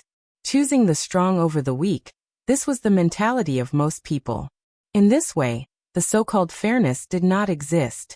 This made Borte stronger and stronger, and Bagan weaker and weaker. Left with no choice, Bagan could only break the rules.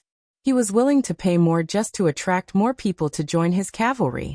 A burly man was sitting to the left of Borte. After hearing the general's words, he slammed the table and said with an irritable tone, "Bagan is breaking the rules. Since that's the case, I suggest we send troops to beat him up and let him know who has the final say in Narcissus Town." "General Hulu, please calm down." Borte wasn't angry when he saw how impatient his subordinates were. Instead, he was secretly happy. He liked people like Hulu, who was straightforward and didn't hide anything. When he used such people, he felt more assured. General Hulu had already expressed his opinion. Borte's gaze fell on the man on his right. This man's name was Hui Libu, and his thoughts were clearly much deeper. Hui Libu didn't immediately express his decision. Instead, he pondered for a moment and said, "Of course we don't care about Bagan. We have 4,000 cavalrymen. As long as we attack, they won't be able to hold on for long.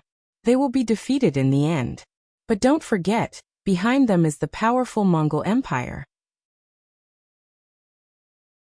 Although their territory is far from here, once the news spreads out, who can guarantee that they won't have any ideas about us? If a group of 5,000 Mongol cavalry comes, how are we going to deal with them? If we fight, can we win?" Hulu originally wanted to say something, but after hearing this, he had no choice but to shut his mouth. Borte let out a long sigh in his heart. The Mongol Empire was too powerful.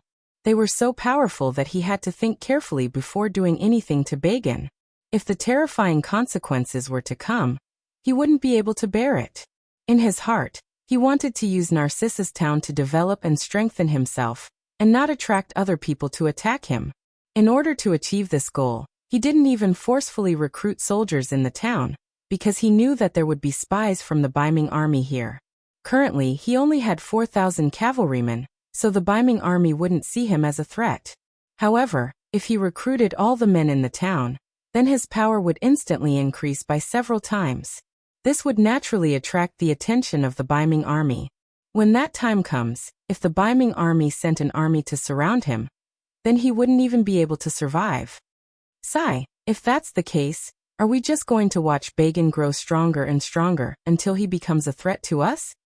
Borte sighed and said in a dissatisfied tone, Perhaps we can send someone to discuss with Bagan. After all, it's not like we can't make the same offer. At worst, we can do the same. I'm sure the men in the town will still choose to join us, General Hui Libu said in a testing manner. Although due to the environment, they didn't have a lot of money, but it wasn't like they didn't have any. If they were really desperate, they could make the same offer. At worst, both sides would suffer losses. Looks like we have no choice but to do as he said. Borte nodded. This was the result he had expected. However, this way the amount of money he had would shrink by a lot. If this continued without enough income, he might not even be able to afford military expenses one day. Just as Borte nodded and made his decision, a soldier walked in from outside and knelt on the ground. General, there is someone who claims to be from the 5-Star Army who wants to see you. The 5-Star Army. Borte wasn't unfamiliar with this name. He knew that this was an army of thousands of cavalrymen, and that they had some fighting power. However, that was all. After all, he was 3 times stronger than them. Yes. Did the person say what he wanted? No. The person who came called himself Dingshan. He said he had business to discuss with you. As for what business, he didn't dare to tell us. The soldier knelt on the ground and answered truthfully. Business? Then let him in. Borte smiled. This was a normal thing to do. This was because they could get green mouse fur, as well as things that were urgently needed outside like gerfalcon and pearls. For this reason, it wasn't strange for ordinary merchants to contact him. However, these merchants would usually appear in early spring and late autumn. It was already summer, and there weren't many merchants who still wanted to discuss business with him. With curious gazes, Hulu and General Hui Libu didn't move at all. They were also curious about what business this Dingshan from the Red Banner wanted to discuss with them. The personal guard left and quickly returned. Behind him was Dingshan, who had a smile on his face. When this person entered the room, he very humbly cupped his fist and greeted Borte and the other 2. Dingshan greets the 3 generals. Greetings to the 3 generals. Yes. Are you Dingshan from the 5-Star Army? May I ask what position you hold there? Hui Libu took the initiative to ask. He also played the role of the vanguard. He couldn't let the general personally deal with the trivial matters. This lowly one's talent is limited. I am only a company commander. Dingshan still had a smile on his face. It was indescribable sincerity. Company commander? Hui Libu frowned. He clearly hadn't heard of this position before. Company commander? How many men does Brother Dingshan have under his command?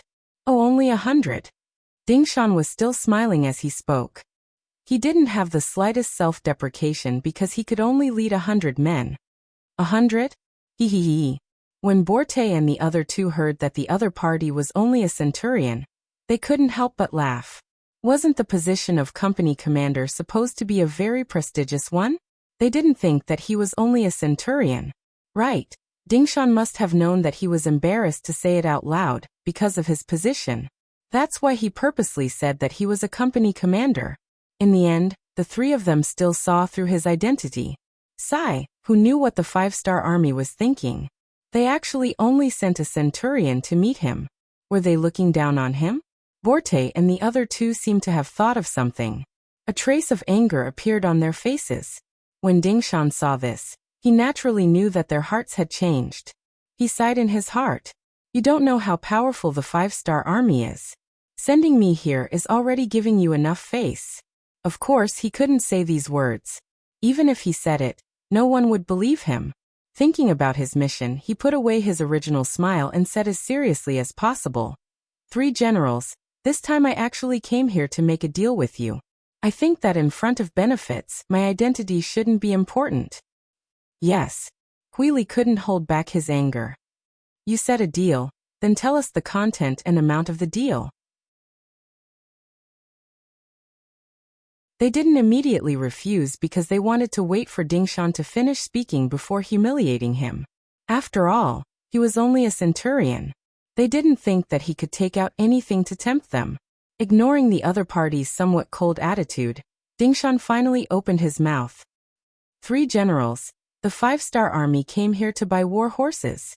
We know that your noble family has a lot of war horses. Since they are eating for free, why not sell them to us? Isn't that the best of both worlds? Buy horses? You want to buy war horses? Huili still didn't say anything. Then he laughed and said, Ding company commander, right? How many horses do you want? What price can you pay? He purposely emphasized the word few to mock Dingshan. With his identity as a mere centurion, what could he do? Even if he wanted to buy war horses, he would only buy a few. Although the war horses were the main source of income for the Nuzan tribe, if it was only a few, they wouldn't put it in their eyes. A few? Dingshan mocked the other party in his heart. Then his tone changed into a very arrogant one. He had thought about it. Who said that merchants had to lower their heads? That was a small merchant. He was a big merchant. Since he was a big merchant, he didn't have to look at other people's faces. It was others who had to look at his mood. Dingshan's tone also changed. At this moment, it was as if he was a different person. 3 generals, you must be mistaken. The 5-star army doesn't want a few horses. We can buy as many as you have. As for the price, it can be discussed.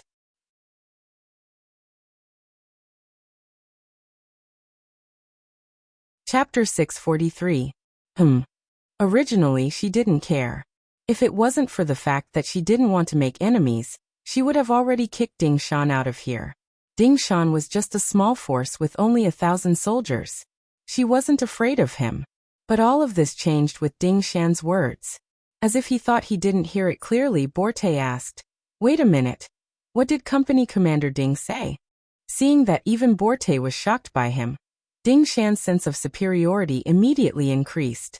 Thinking that a big shop can bully customers, but at the same time, a big customer can also bully the shop. He regained his previous smile and said, I said that there is no limit to the number of war horses you can buy. We will buy as many as you can provide. The price will also satisfy you. Hiss. This time they heard it clearly, but because of this, Borte and the other 2 sucked in a breath of cold air. They didn't expect the 5-star army to be such a big customer. They also didn't expect them to be so rich. Borte was just worried that he didn't have enough money to face the Mongol army. He didn't expect that the heavens would send him a god of wealth so quickly. Borte, who didn't care about the other party before, immediately smiled. Haha, come, prepare a seat for Company Commander Ding. Just a moment ago, Dingshan had been standing in the middle of the hall, surrounded by Borte and the other 2. It was as if he was being interrogated by the 3 judges. Now that he heard that the other party was strong, his attitude immediately changed. This was the effect of strength. Immediately, a bodyguard entered the main hall and brought over a long table. A blanket was prepared for them to sit on. Dingshan didn't regard himself as an outsider. He cupped his hands and smiled to express his gratitude. Then he sat down at the long table and casually picked up a bowl of wine on the table and poured it into his mouth. Then he praised the wine. Dingshan purposely displayed a heroic appearance, and even when he drank, he downed a bowl in one gulp. This instantly attracted the goodwill of Borte and the other 2, especially Hulu. He was originally a straightforward person, and when he drank he naturally liked to drink to his heart's content. Seeing that Dingshan seemed to be a kindred spirit, he laughed heartily and revealed a sincere smile. Drinking a bowl of wine with him from afar. After drinking 2 bowls of wine in a row, Dingshan's expression didn't change, nor did his heart beat wildly. He looked at Borte, who was sitting at the head of the table, and said with a smile, General, can we discuss the price and the number of war horses? Okay. Now that Company Commander Ding has taken the initiative to come here, you can name the price. Borte said with a smile, looking like an old fox. The other party wanted to listen to his opinion. This was a matter of planning before taking action. Ding Shan did not have any objections to this. After all, this was the other party's territory. Of course, he would let the other party have the final say. Okay, since the general has spoken, then this little one will name the price. For a batch of good quality warhorses, we offer 120 taels. This is already the highest price in the market. As long as the warhorses arrive, we will pay the money.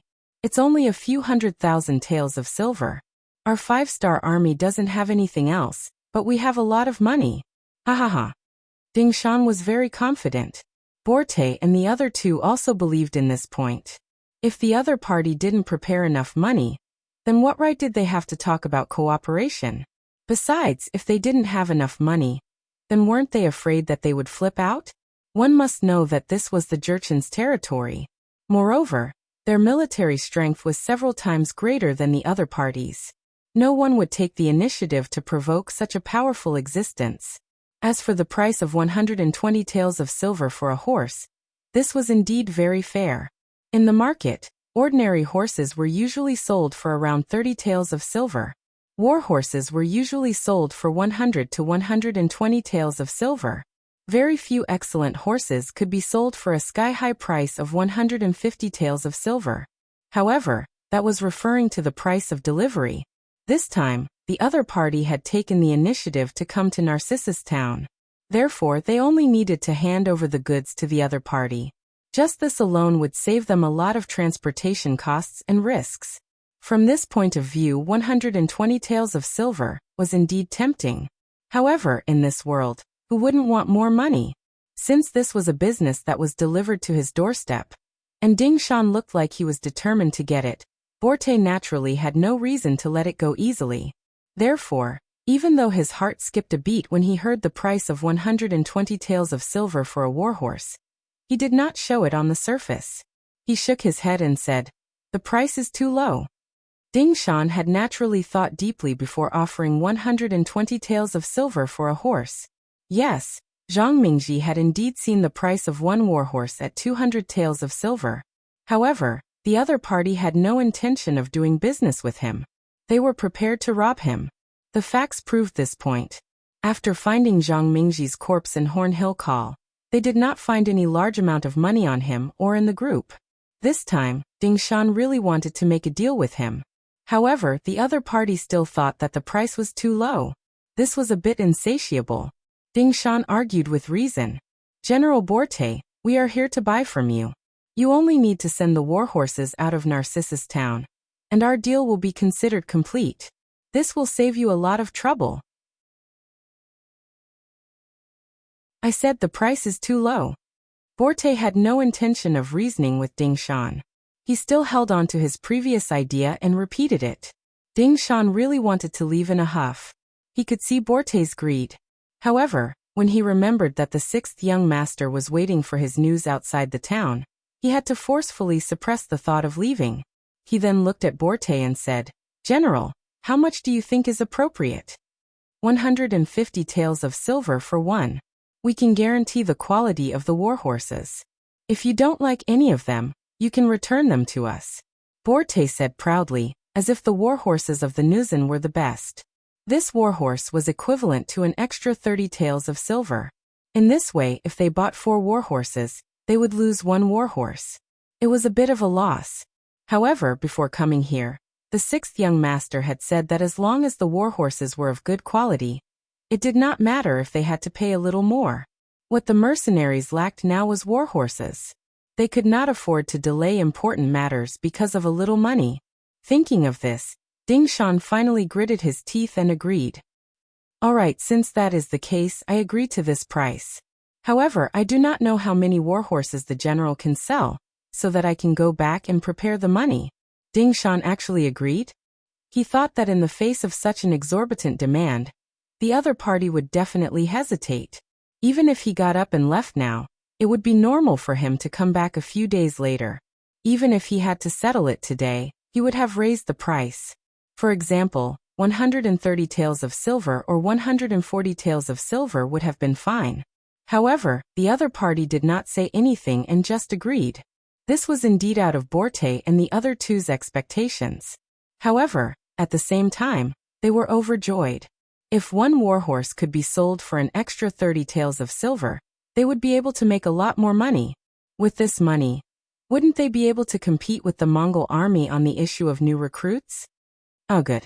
Company Commander Ding is indeed a straightforward person. Since that is the case, this general will also be a little more generous. I will sell you 1,000 warhorses for 150 taels of silver each. Borte laughed loudly, as if he was afraid that Ding Shan would go back on his words. He quickly settled the matter. 1,000 warhorses, this number was not low. Perhaps the Nuzan might have some extra, but the quality was good. It was not easy to get so many warhorses. This was also what made Ding Shan satisfied. Alright, the total is 150,000 taels of silver. I will bring the money to trade in 2 days. Alright, 2 days it is. Borte also agreed to this decision. Then both sides looked at each other and laughed. After the business was finished, Borte originally wanted to ask Ding Shan to stay for a meal, but the other party said that he had something else to do and refused. After leaving the Nuzan's camp, he went to the Mongol camp. Very quickly, he also finished the business of 1,000 warhorses. The only difference was that the other party accepted the price of 120 taels of silver each. Ding Shan's actions naturally did not escape Borte's eyes. When he knew that this person had gone to the Mongol camp to do business, his expression became somewhat ugly. He originally thought that with this amount of money, he would be able to compete with the Mongol Bagan. However, the other party also sold 1,000 warhorses. Although the price was lower than his, it was impossible for him to increase the gap between them. This made him somewhat discouraged. However, at the same time he was also interested in Ding Shan and the 5-star army. This team was really rich. They were willing to spend 200,000 to 300,000 taels of silver, without even blinking. This made him feel a great deal of envy and jealousy. General, I have already arranged for people to follow Ding Shan. I believe that the information regarding the 5-star army will be sent back soon. Hui Libu seemed to have seen through Borte's thoughts and took the initiative to add this sentence. Very good. Then let's wait and see how strong this 5-star army is. Don't show off your wealth. If you don't have enough strength and still dare to show off like this, then you are not doing business. You are seeking death.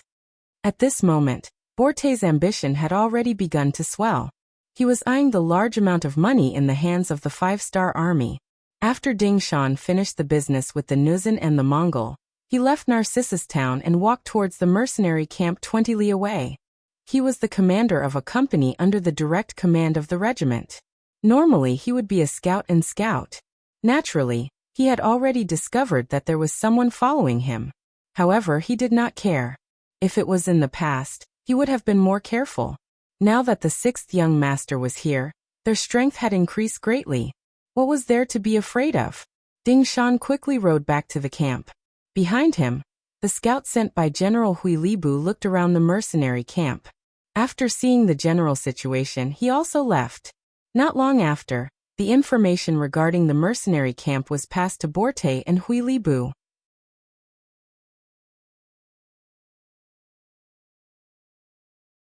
Chapter 644. 3,000 cavalrymen, 2,000 infantrymen, and many horses were used to transport goods? Borte and Huili looked at each other after hearing the report from their spies. This was different from what they knew about the 5-star army, which only had a little over 1,000 cavalrymen.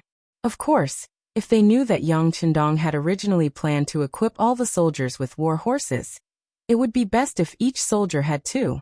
However, due to the limited number of war horses, the 3 cold vanguard regiments and 2 auxiliary battalions were converted into a cavalry regiment. The remaining horses were not suitable to be war horses, and could only be used to transport goods. If that was the case, they wouldn't be interested in the 5-star army. This force should be the 5-star army's newly expanded force. They shouldn't have much combat power. If we can catch them off guard, we can definitely defeat them. Not only that, we can also obtain their money, war horses, and even their soldiers. When that happens, our forces will almost double. When we face Bagan, the pressure will be much greater. Huili muttered to himself for a moment before becoming excited. The greater the difficulty, the greater the result. Huili's words coincided with Borte's thoughts. He immediately made up his mind and said with a ferocious expression, "All right, we should also make some preparations. How about this? Mobilize the cavalrymen. In 2 days, we will use the trade as an excuse to take over the enemy." In the mercenary camp 20 miles away from Narcissus town, Dingshan reported the details of his trip to Yangqindong and the other battalion commanders.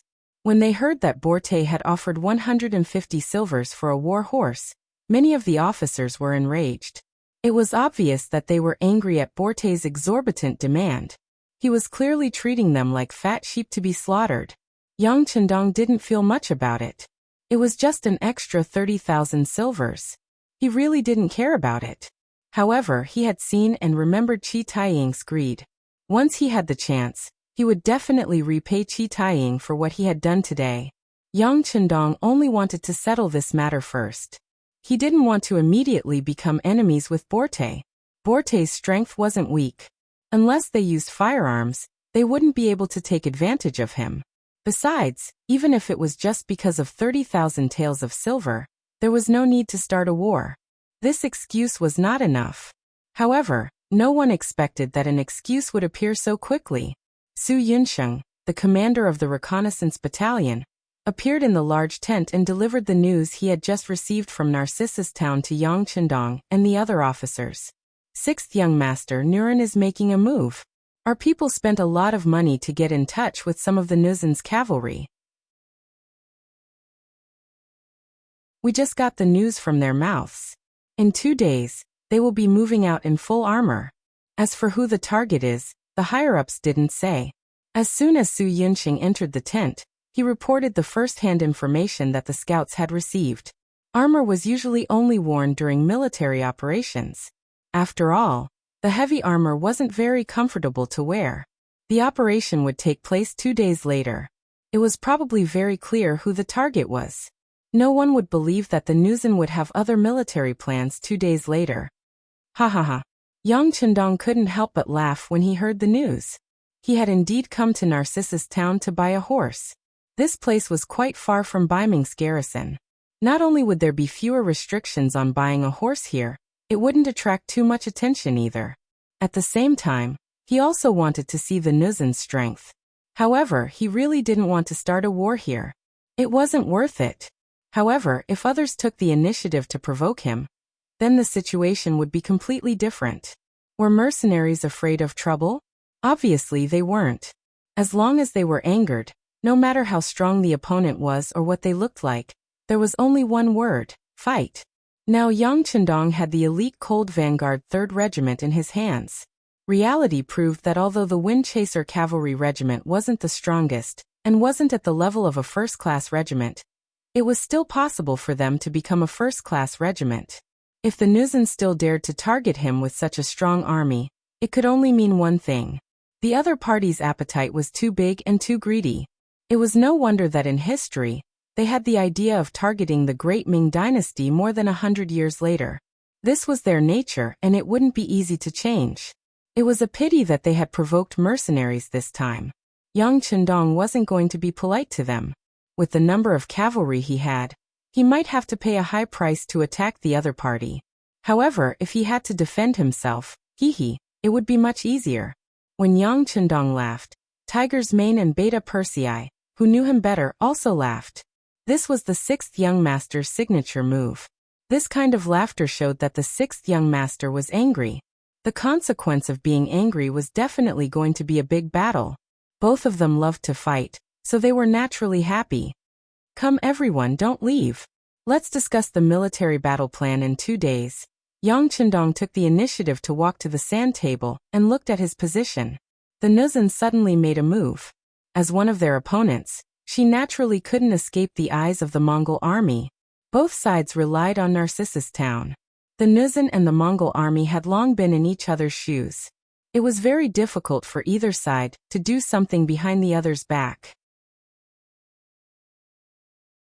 Therefore, in terms of news, Bagan received it much earlier than Yang Chendong. His general, Taimur, was in charge of recruiting new soldiers when he was urgently called to the barracks by Bagan. He was informed of what might happen in 2 days. General, is Borte planning to attack the 5-star army? Although Taimur was tall, he wasn't stupid. He quickly thought of a possibility. That should be the case. Otherwise, do you think they would dare to attack our army? Bagan said proudly. Although he wasn't as strong as the Nuzan in terms of military strength, he was a Mongol. The Mongol cavalry had once been invincible. Even now, although it had declined, a starving camel was still bigger than a horse.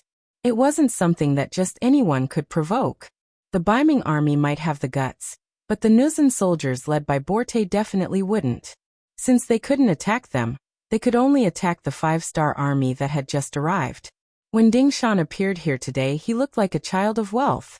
It was no wonder that Borte and the others would have such thoughts. Taimur found out from Bagan that Ding Shan wanted to buy 1,000 war horses. He couldn't help but worry. General, it seems like the 5-star army is very rich. However, the more it is so, the more we can't let them succeed. Otherwise, once they obtain the 5-star army's resources, their strength will become unstoppable. The gap between our two sides will only widen. This will be disadvantageous in the future. That's right. Bagan nodded heavily. This was the reason why he called Taimur over. General, what do you plan to do? Taimur knew that since Bagan had made his intentions clear, he must have thought of a countermeasure. However, he didn't know what to do next. Bagan didn't answer immediately. He seemed to be hesitating as well. After a few breaths, he said, "We have 3 options now. First, we take the initiative to look for Borte. Since there are benefits, we naturally can't let them take it all for themselves. We can work together to eliminate the 5-star army and share the benefits. Second, we can work together with the 5-star army and fight Borte together. This way, we can achieve our goal of severely injuring him. From then on, we will become the strongest force in Narcissus Town. Third, we can secretly inform the 5-star army of Borte's intention to attack, and wait until both sides are heavily injured before we suddenly attack and reap the benefits." There were 3 options to choose from. At this moment, Taimur was silent. He was considering the feasibility of the 3 options in his mind. The first option didn't seem to make sense. They could obviously take all the benefits for themselves. Why would the Nuzan share the benefits with them? At least if it were them, they definitely wouldn't be willing to share the benefits with others. As for the second option, although it might severely injure the Nuzan, the benefits would be very limited. Without money, they wouldn't be able to expand. If Narcissus Town didn't have a strong force, it would only attract the attention of the Baiming army. It might even cause them to send troops to deal with Narcissus Town. On the other hand, there was only the third option. If it went well, not only would they be able to get rid of Borte, but they would also be able to obtain enough money from the 5-star army to develop themselves. As long as they had money, they would be able to attract more people to join them. Once their force grew, it would be much more difficult for the Baiming army to deal with them. This was the only way for them to develop and survive. The third option. Taimur made his decision after weighing the options in his mind. Very good. Bagan laughed and nodded. It was obvious that he was leaning towards the third option. Now that he had reached an agreement with Taimur, they could go and make preparations. They were like the mantis stalking the cicada, unaware of the oriole behind. Not long after the 2 generals reached an agreement, a Mongolian scout quietly left Narcissus Town and went to the mercenary camp 20 miles away. He passed on the news that Borte might deal with them in 2 days. In the tent, Tiger's Mane politely sent the Mongolian scout away. He then returned and stood beside Yang Chendong. "Young master, you've guessed correctly. It seems that the Mongolian army has a lot of ideas." Haha, this is a world where the strong prey on the weak. It's normal for them to have a lot of ideas. The key is still strength. Without enough strength, even if you're smart, you can only protect yourself. Yang Chendong maintained a confident smile on his face. He had said before that it was impossible for the Mongolian army to not interfere in such an important matter. Not long after he said that, they indeed made their move.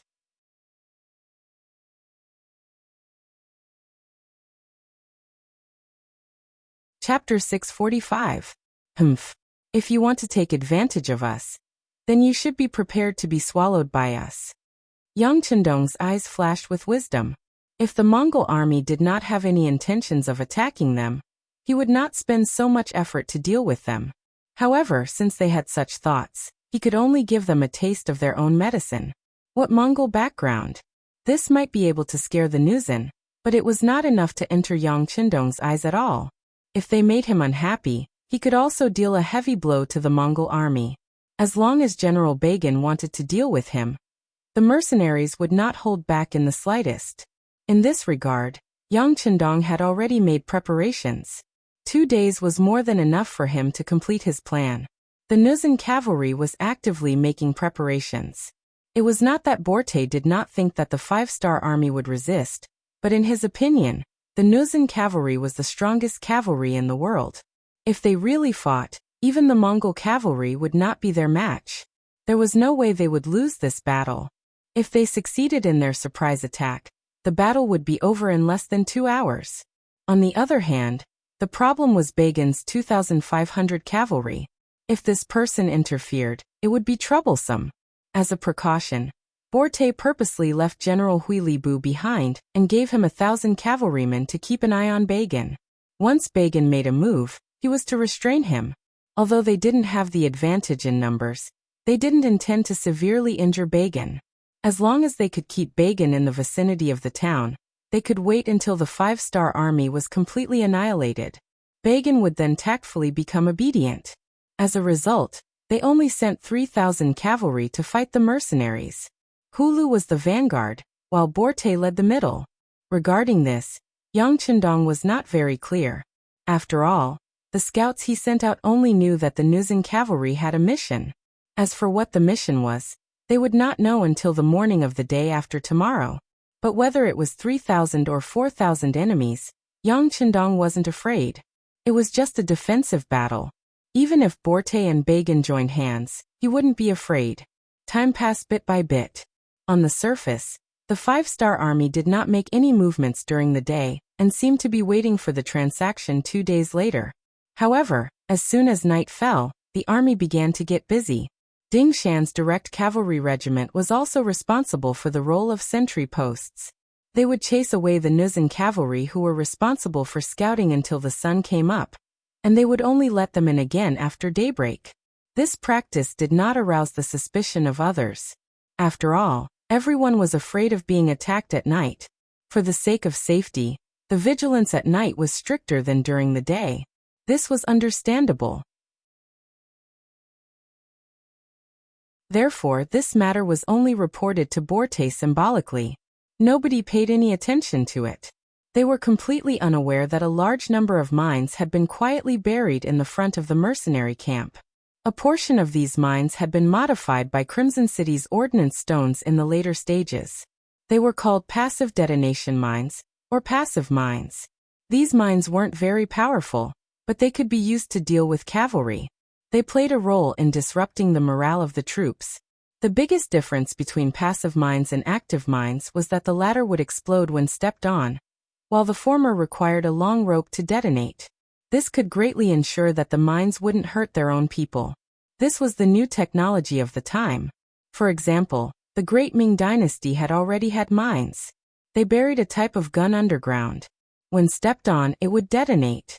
The lethality wasn't very high, but it was enough to give people a headache. The appearance of passive landmines had indeed greatly improved this technology, ensuring that mercenaries could continue to advance in this era. In the future, as they continued to develop, remote-controlled landmines would also appear, which would greatly increase the distance of detonation. That would be the true power of this technology. While burying the mines at night was one thing, cavalry soldiers were also quietly sent out. They left the camp and disappeared into the night. In just 2 nights, the original Windchaser Cavalry Regiment, Cold Vanguard Regiment, and 2 auxiliary battalions had all left. The only ones remaining in the camp were Yang Chendong's 4 auxiliary battalions.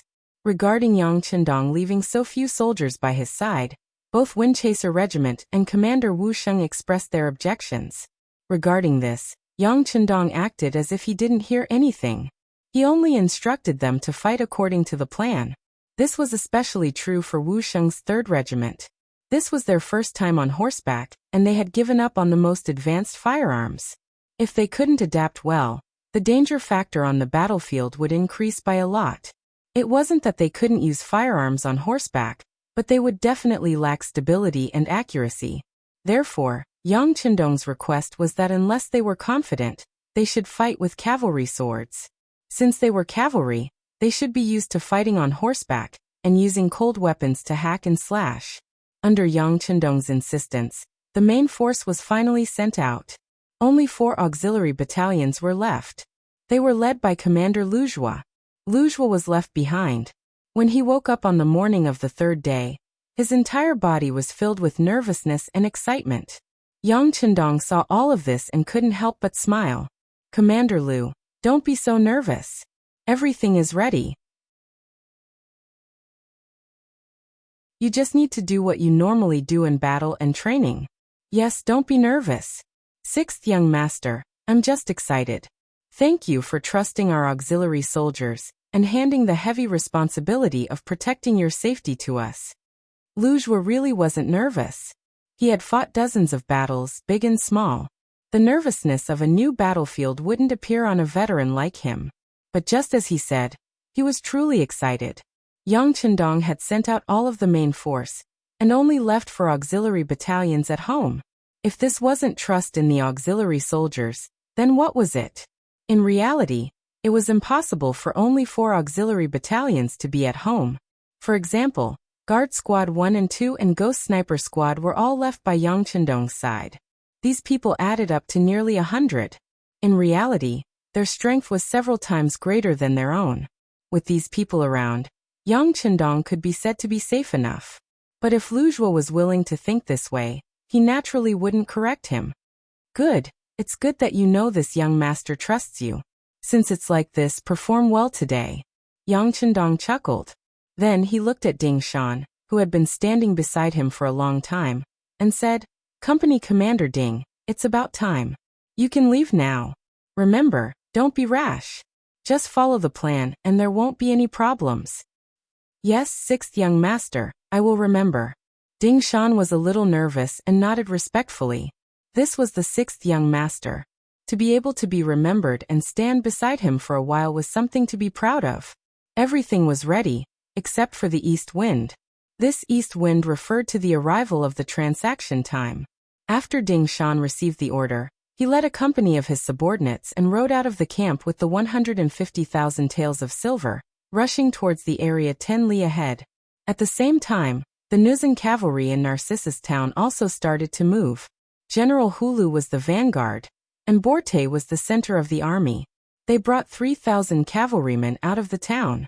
Only General Hulu was left behind to watch the Mongol cavalry's every move. "Borte has left.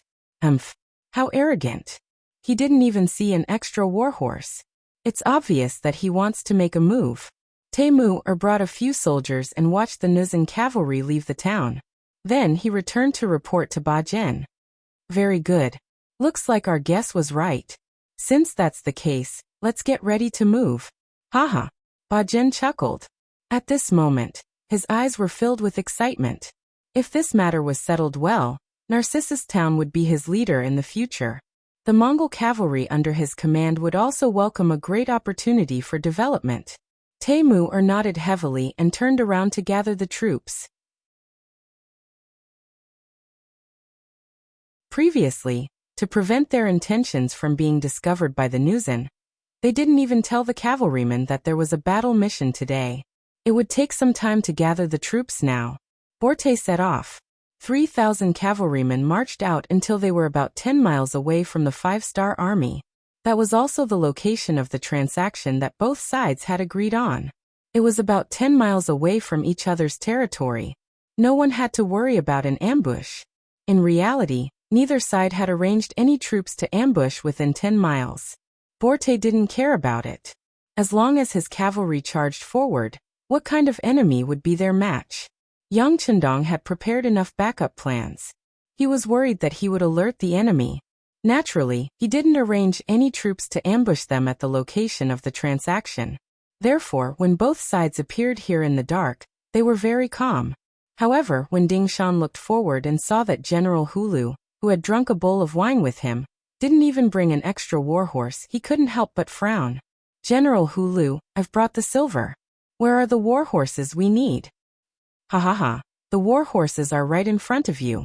We're riding on them. How about it? They're all good breeds, right? Hulu chuckled and said shamelessly. Hulu's vanguard was exactly 1,000 cavalrymen. It was the same as the 1,000 warhorses they had agreed on. Although the numbers were correct, Ding Shan didn't believe it. His expression turned cold as he asked, General Hulu, it's rare for you to drink to your heart's content. How can you be so unreliable? Since you don't have any sincerity, then we'll talk about it when you do. Let's go. Ding Shan was very decisive. He led the 100 cavalrymen and left without any hesitation. From how quickly they retreated, it was obvious that this wasn't a decision they had just made. They had been prepared for this for a long time.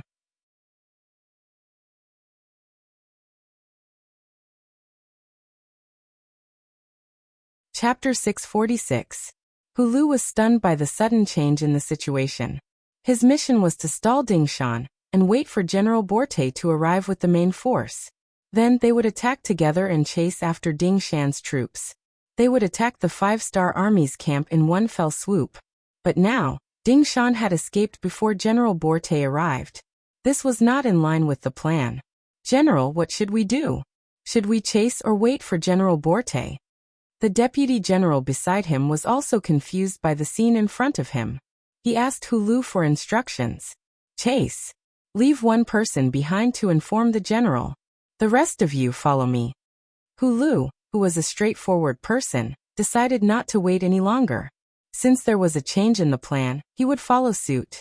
Although 1,000 men was not enough, he was confident in the cavalry under his command. Even if the enemy was several times their number, they would still be able to fight and win. Leaving one person behind to inform the rear, Hulu led the 1,000 cavalry to chase after Ding Shan's 100 men. They shouted and screamed along the way, giving off the sound of their race's charge. Don't be too anxious. Maintain the formation and don't let them lose track of us. Riding on his horse, Ding Shan glanced back and sneered. He was the first to run, so he naturally had the advantage. As long as he was out of the range of the arrows, he would be able to complete his mission. The cavalry directly followed Ding Shan's left and right as they retreated back to the mercenary camp. After running for a while, they could see the camp in the distance. The 100 men immediately split into two groups, one on the left and one on the right. They gave up on the open space in the middle and returned to the camp. Far away from the camp, Yang Chendong and the 4 auxiliary battalions had been waiting for a long time. Behind them were the horses that were originally used for transportation. Now all the goods on them had been unloaded. From afar, it looked like there were war horses everywhere. Young Master, Commander Ding is back. Tiger's Mane pointed forward with a confident smile on his face. Hulu, who was in the middle of chasing, saw the prey in front of him split into two groups. He was stunned at first, but then a look of disdain appeared in his eyes. Humph, you want to split up my troops? I won't fall for your trick. Come on, let's charge together. Hulu didn't seem to be fooled. He continued to charge forward with his 1,000 men. As the war horses continued to advance, they were getting closer and closer to the mercenary camp. 3 miles, 2.5 miles, 2 miles. When they finally reached the distance of 2 miles, deafening roars suddenly rang out beside the charging Nuzan cavalrymen.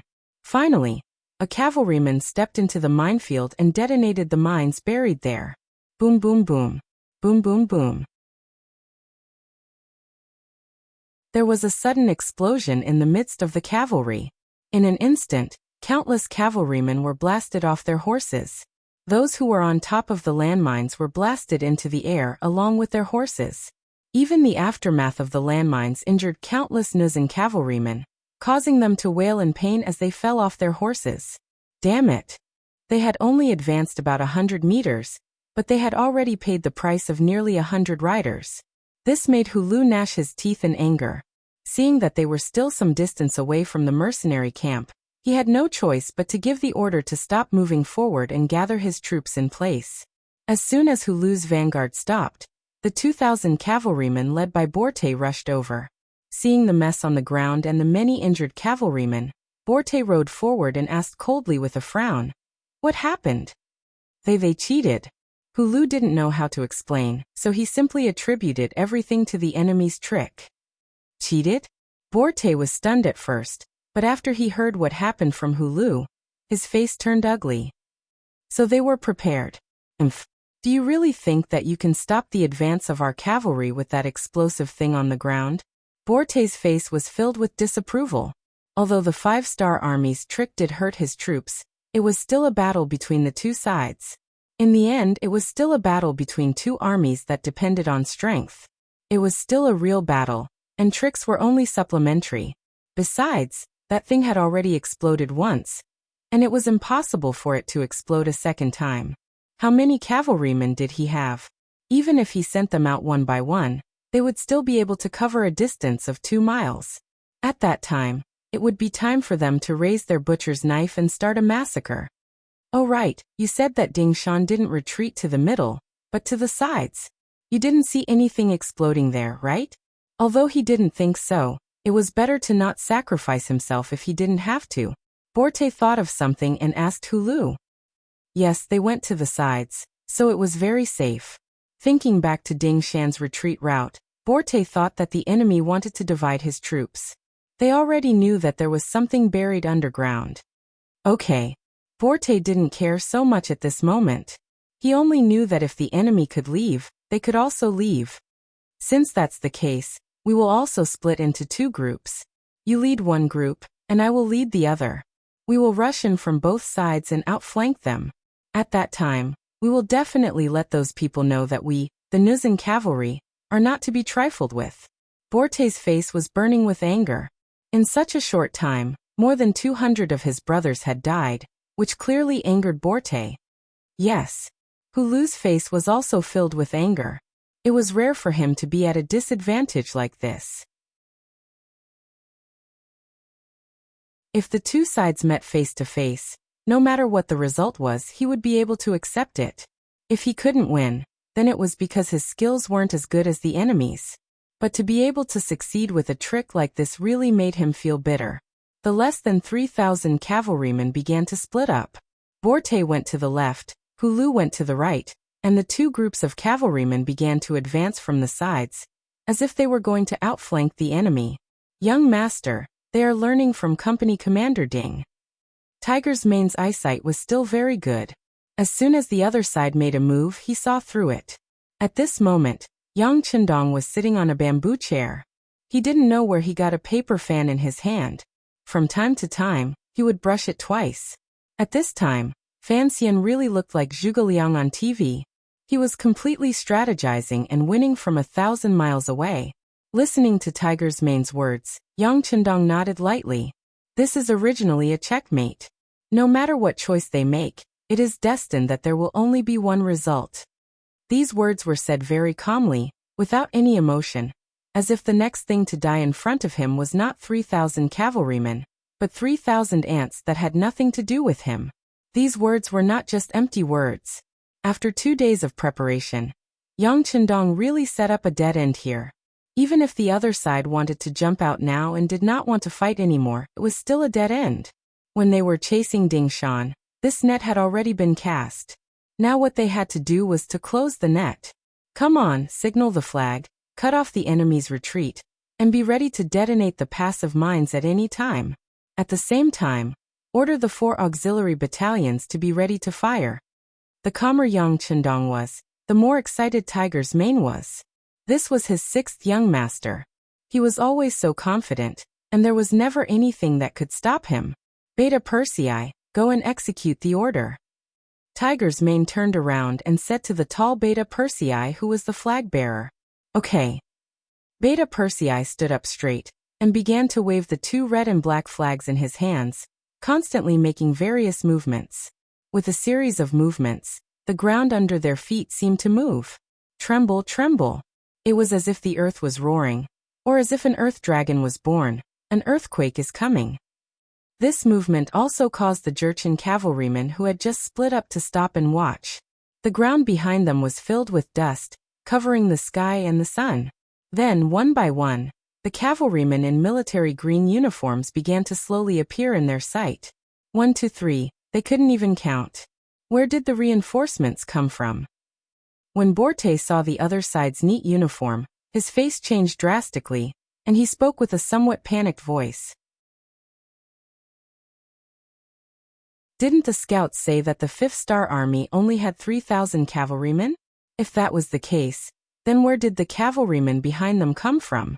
Could it be that the information was wrong, or, no matter what, he was still a general who commanded an army? Borte's brain worked very quickly. After thinking for a while, his eyes suddenly lit up. He looked forward and said, I know they sent all the cavalrymen behind us, and there aren't many enemies in front of us. They want to attack us from both sides.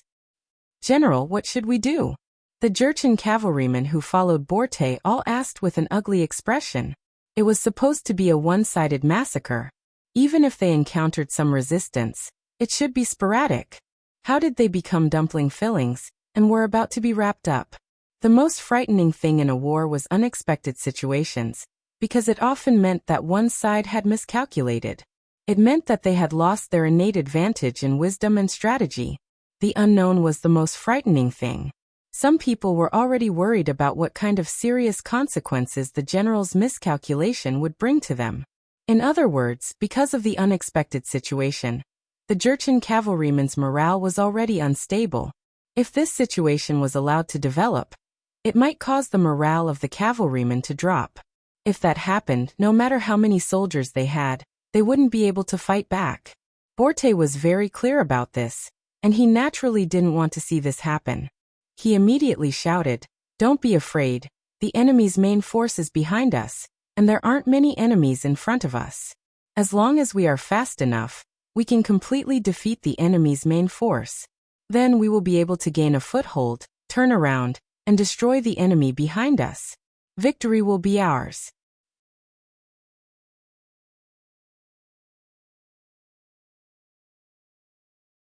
Chapter 647. Victory belongs to us. A few of the centurions behind Borte shouted in unison. Their shouts did indeed stabilize the morale of the troops. At this moment, not only did their morale not decrease, it actually increased. They slapped their war horses and charged forward. In their eyes, it was only a distance of 2 miles. They could reach the enemy with a single charge. The choice of the Nuzen cavalry was equivalent to announcing that they had given up all paths of retreat. There was only one way, and that was to charge, and charge again. This choice naturally disappointed the cavalry division, the 3rd Regiment of the Cold Vanguard, and the 2 auxiliary cavalry battalions. This also meant that they had no chance of fighting a tough battle. This was especially so for the cavalry division led by Windchaser. They wanted to perform well and fight the legendary Nuzen cavalry head-on. But now, all their hopes were dashed. Even so, they had no intention of stopping. Instead, they continued to advance until they reached the place where Borte and Hulu were standing. Then they took up their positions. Close to 3,000 cavalrymen lined up in a row. Each of them held a bow and arrow in their hands. They were ready to shoot, not allowing the enemy to retreat to their front. The cavalrymen no longer felt any pressure. At this moment, all the pressure was transferred to the battlefield. Lu Jua, the commander of the auxiliary troops, who had long been prepared, shouted out his orders. His 4 battalions of 1,600 auxiliary soldiers all held their Type 81 rifles in their hands, and prepared to shoot at any moment. Everyone listen to my orders. Do not let any enemy within 400 meters of us go. Shoot. Lu Jua shouted as loudly as he could. His voice was transmitted to the ears of every soldier. As soon as he shouted, a rain of bullets shot forward without stopping. It didn't look like it was going to stop anytime soon. The sound of gunfire was accompanied by an earth-shattering explosion. Under the leadership of Dao Xiao, the 2nd Guard Division began to pull on the long ropes in their hands, triggering the passive mines buried on both sides of the ground. Every time there was a loud bang, a large number of Nuzen cavalrymen would be inexplicably sent into the air. When they fell to the ground, no matter if it was the people or the horses, none of them could breathe. They were all as dead as they could be. Explosions and gunshots rang out, smashing into the advancing Nuzan cavalrymen like a club. This naturally caused the rhythm of the attack to come to a halt. Fortunately, these cavalrymen's equestrian skills were not bad. They did not collide with each other in this chaotic situation and cause secondary injuries. The Nuzan cavalrymen were all frightened by this scene, especially the cavalrymen in front and those within 400 meters of the 5-star army camp. After they were all turned into lifeless corpses, no one dared to charge forward. They only instinctively stopped their horses and stared at the front and back. The front was like a valley of death. Any cavalryman who dared to approach within 400 meters would die without exception. The distance of 400 meters was too far for the cavalrymen to catch up. They looked at the bows in their hands that could only shoot for 100 meters. They suddenly felt powerless. Behind them were countless enemy cavalrymen. There were rows and rows of them, as though they could not see the end of them. These cavalrymen held strong bows and arrows. Although they had not fired a single arrow, all of the Nuzan cavalrymen knew that once they turned around and charged forward, they would become the target of the arrow rain. They would be turned into porcupines in an instant. This was what it meant to be trapped in a dilemma. This result made Borte feel as if his brain had short-circuited. It was as if the previous plan was for them to appear in an unstoppable manner and win the final battle. But now, why did it seem like they had become the prey in the eyes of the enemy? They were trapped in a dilemma. Borte was not the only one who was confused.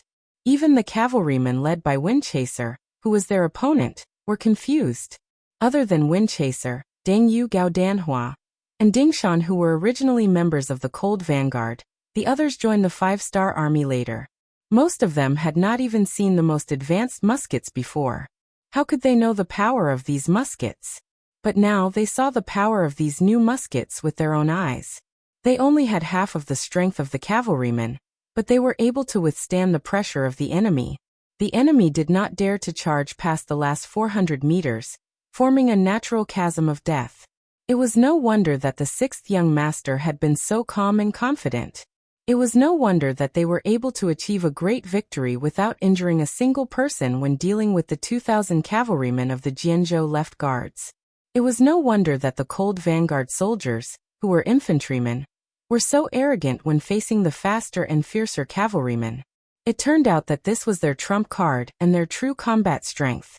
Size, admiration, envy, and all kinds of emotions burst out at this moment. At the same time, depression, fear, and trembling emotions appeared one by one on the Nuzan cavalrymen. In just a short while, 600 to 700 of the 3,000 cavalrymen had died in battle. This was because they had stopped moving forward in time. Otherwise, there would have been even more people who would have died. Faced with this unexpected situation, Borte and Hulu were at a loss as to what to do. They were at a loss as to what to do next. Heaven and earth were not benevolent, but they would always leave people with a chance to live.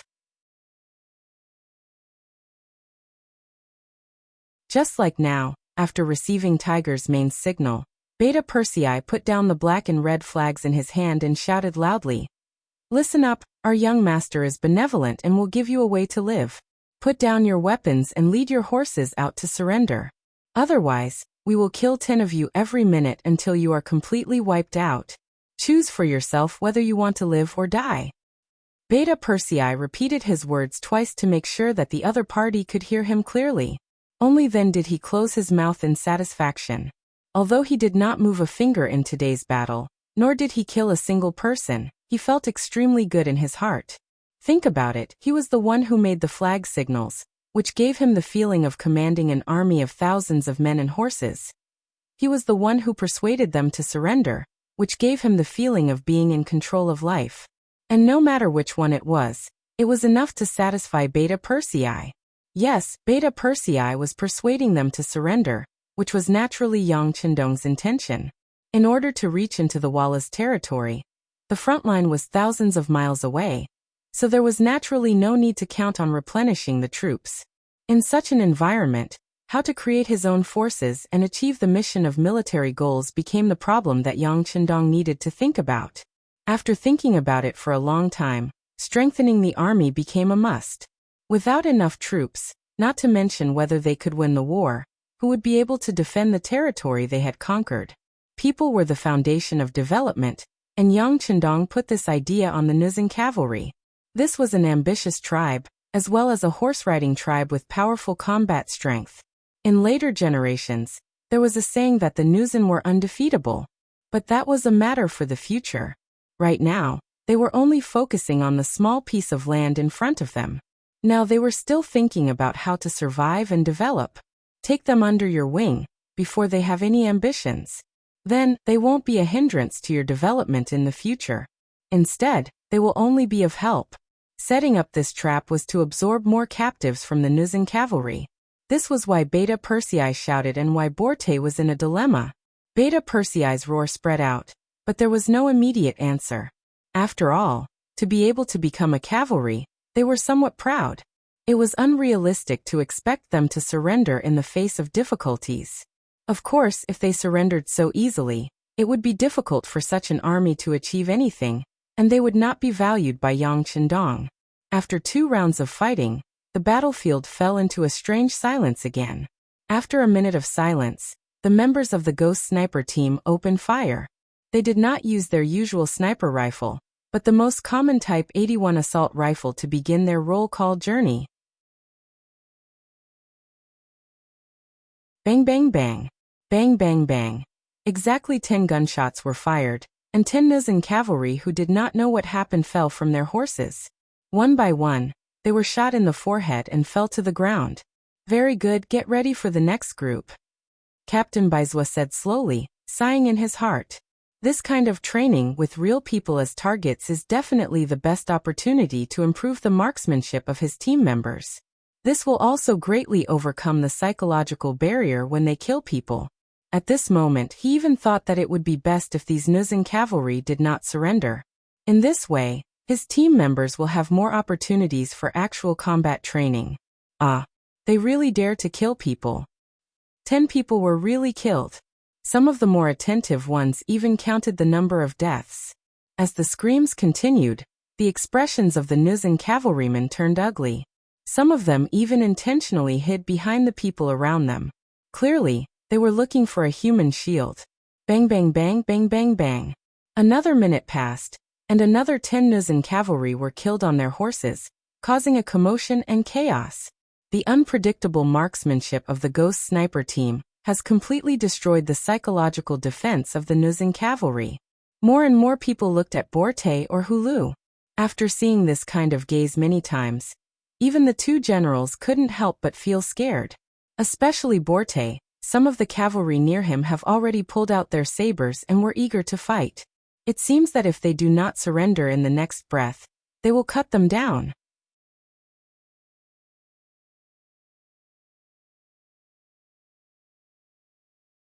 Chapter 648. What do you want to do? Feeling the dangerous atmosphere around him, Borte asked with a lack of confidence. It's true that he's a general, but in the face of life and death, he doesn't think that this identity is useful. No one said a word. More and more cavalrymen got closer and closer. Perhaps they know their general well. He's the kind of person who won't bow his head easily. It may be difficult to persuade their general to surrender. Since that's the case, it's better to tie him up or kill him. That way, no one can stop them from surrendering, or they can choose a way to live. We surrender. While the atmosphere around Borte was tense, Hulu on the other side had already made the final decision. Unlike Borte, no one dared to make any threatening moves towards Hulu. They just focused their attention on him. Just from this point alone, Hulu's position in the hearts of the cavalrymen below must be higher. Even now, no one had any ideas about him, which could be seen from this.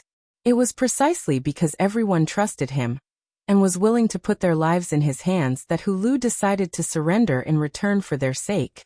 With Hulu's temperament, he would rather die than surrender.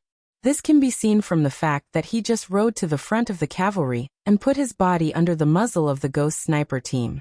It's just that when Yang Chendong saw his heavy armor, he recognized his identity and ordered the sniper team not to hurt him. On the other side, Borte kept hiding behind other soldiers, completely showing his cowardly side. Hulu announced his surrender, which made more people's eyes fall on Borte. Although there are many people in these cavalry who are not afraid of death, but knowing that they can't win and still continue to fight, that's not courage but stupidity. Unable to bear the huge pressure, seeing that a new minute was up, Borte finally spat out the word surrender, with difficulty. Hearing this, the Nuzan cavalry couldn't help but rejoice. In any case, they don't have to die, and no matter what kind of problem they will face next, is there anything more terrible than death? Since they all chose to surrender, the next thing was much easier. Everyone threw down their weapons and led their war horses forward. Every time a person came forward, there would be auxiliary soldiers who would tie them up with ropes. A total of 2,200 people had become captives on the battlefield. Commander Liu, I'll leave these captives to you. The rest will follow me into Narcissus town. Beta Persei, bring Borte and Hiru. The high-spirited Yang Chendong waved his hand. After a simple assembly, the mighty army rushed toward Narcissus town, which was 20 miles away. A tense standoff was going on in Narcissus town. The two sides were the 2,500 Mongol cavalry led by Bajen and Teimu, and the 1,000 Nuzan cavalry led by Huili Bu. Not long after Borte left the town with his 3,000 cavalrymen, Bagan and the others began to gather their troops. It took them a full 2 hours to gather their troops and prepare to leave the town. However, Huili, who had already received news of Borte's arrival, stopped them on the way out of the town. At the exit of Narcissus town, Huili Bu had already set up a huge formation, blocking the path to the outside world. When Bajen and Taimur arrived, they saw this scene. Huili Bu, what are you trying to do? Get out of the way. Taimur reprimanded loudly with a displeased look on his face, when he saw that the road ahead was blocked. Why should I get out of the way? I'm here on General Borte's orders. As for you guys, go back to where you came from. I'm not riding on a horse when I return, he said casually as he dug his ears. The more casual Huili Bu was, the angrier Taimur got. Why should we listen to you? This is the only way out of town. The road belongs to everyone. Do you think it's reasonable for you to occupy this place? Don't try to reason with me. My orders are to guard this place and prevent anyone from passing. Does anyone know? Of course, if anyone doesn't follow the rules, our general will definitely seek an explanation when he returns. Teimu, do you think you can withstand General Borte's anger?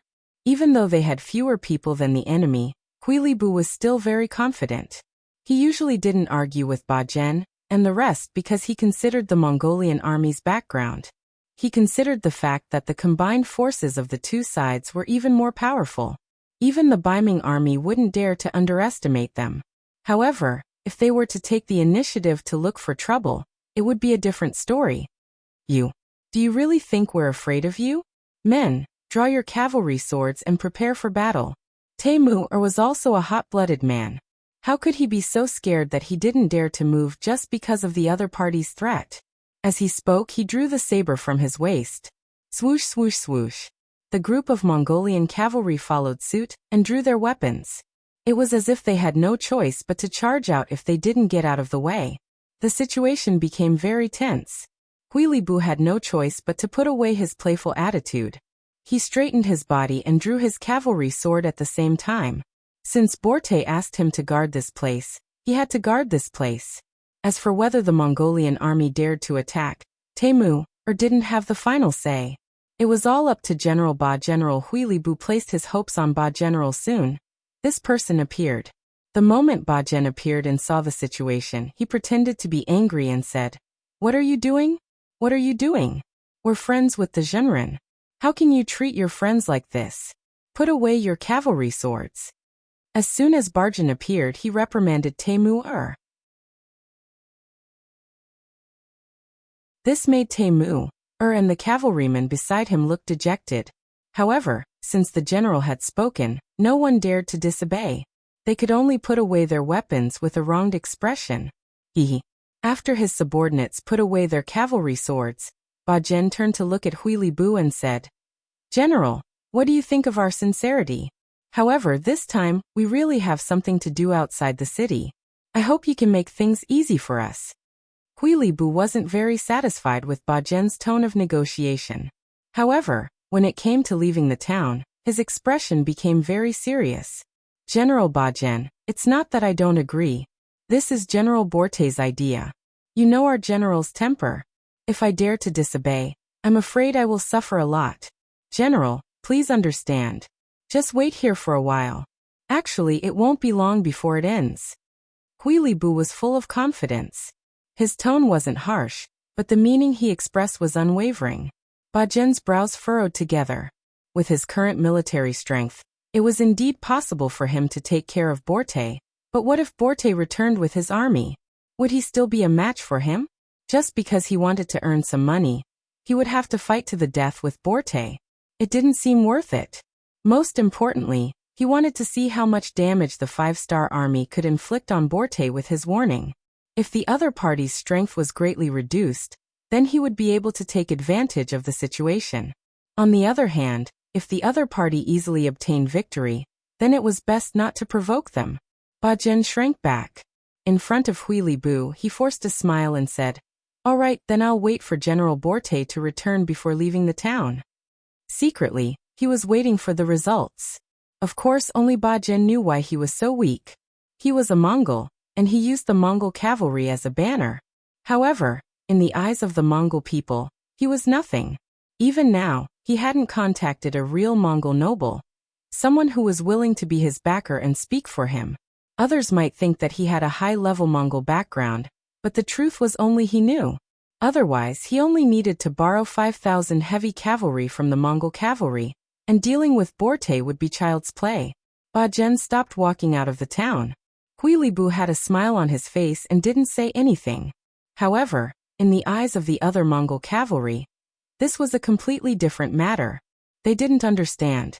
They clearly had the advantage in terms of numbers and combat strength, so why did they have to act according to the other party's wishes? They didn't understand. The confrontation had been formed just like that, and before Borte returned, it wouldn't end. Everyone had their own plans. This wait lasted for nearly 2 hours. Then, the ground began to tremble. As a qualified cavalryman, everyone knew that something had happened. Ha ha ha, General Borte must have returned with his army. The first to be happy was Huili. Even though he looked like he wasn't afraid of anything, he was actually very nervous. He was afraid that Bagan would suddenly attack. If that was the case, there was no chance of victory for 1,000 against 2,500 people. Fortunately, the tense moment had passed and Borte had returned. This way, the pressure on him would be completely lifted. Overjoyed, he turned around and looked behind him. It wasn't just Huilibu. Bajen also looked out anxiously. He wanted to see how many losses Borte had suffered. This would determine whether he would fight or retreat. Dust flew everywhere, and the cavalry soldiers were getting closer and closer. In terms of numbers, there seemed to be a lot of them. Bajen's heart trembled, and he helplessly thought that the 5-star army was too weak. He had already sent people to warn them, but they were still defeated. Was he going to be suppressed by Borte in the future? You're tuning in to the Li Mei's Sword of Destiny YouTube channel. We're so grateful for your support, and don't forget to subscribe to join us on this incredible journey through captivating stories. Your generosity through donations truly makes a world of difference, as it's the primary source of revenue that allows me to expand and enhance this channel for you. Thank you from the bottom of my heart for being a part of this adventure.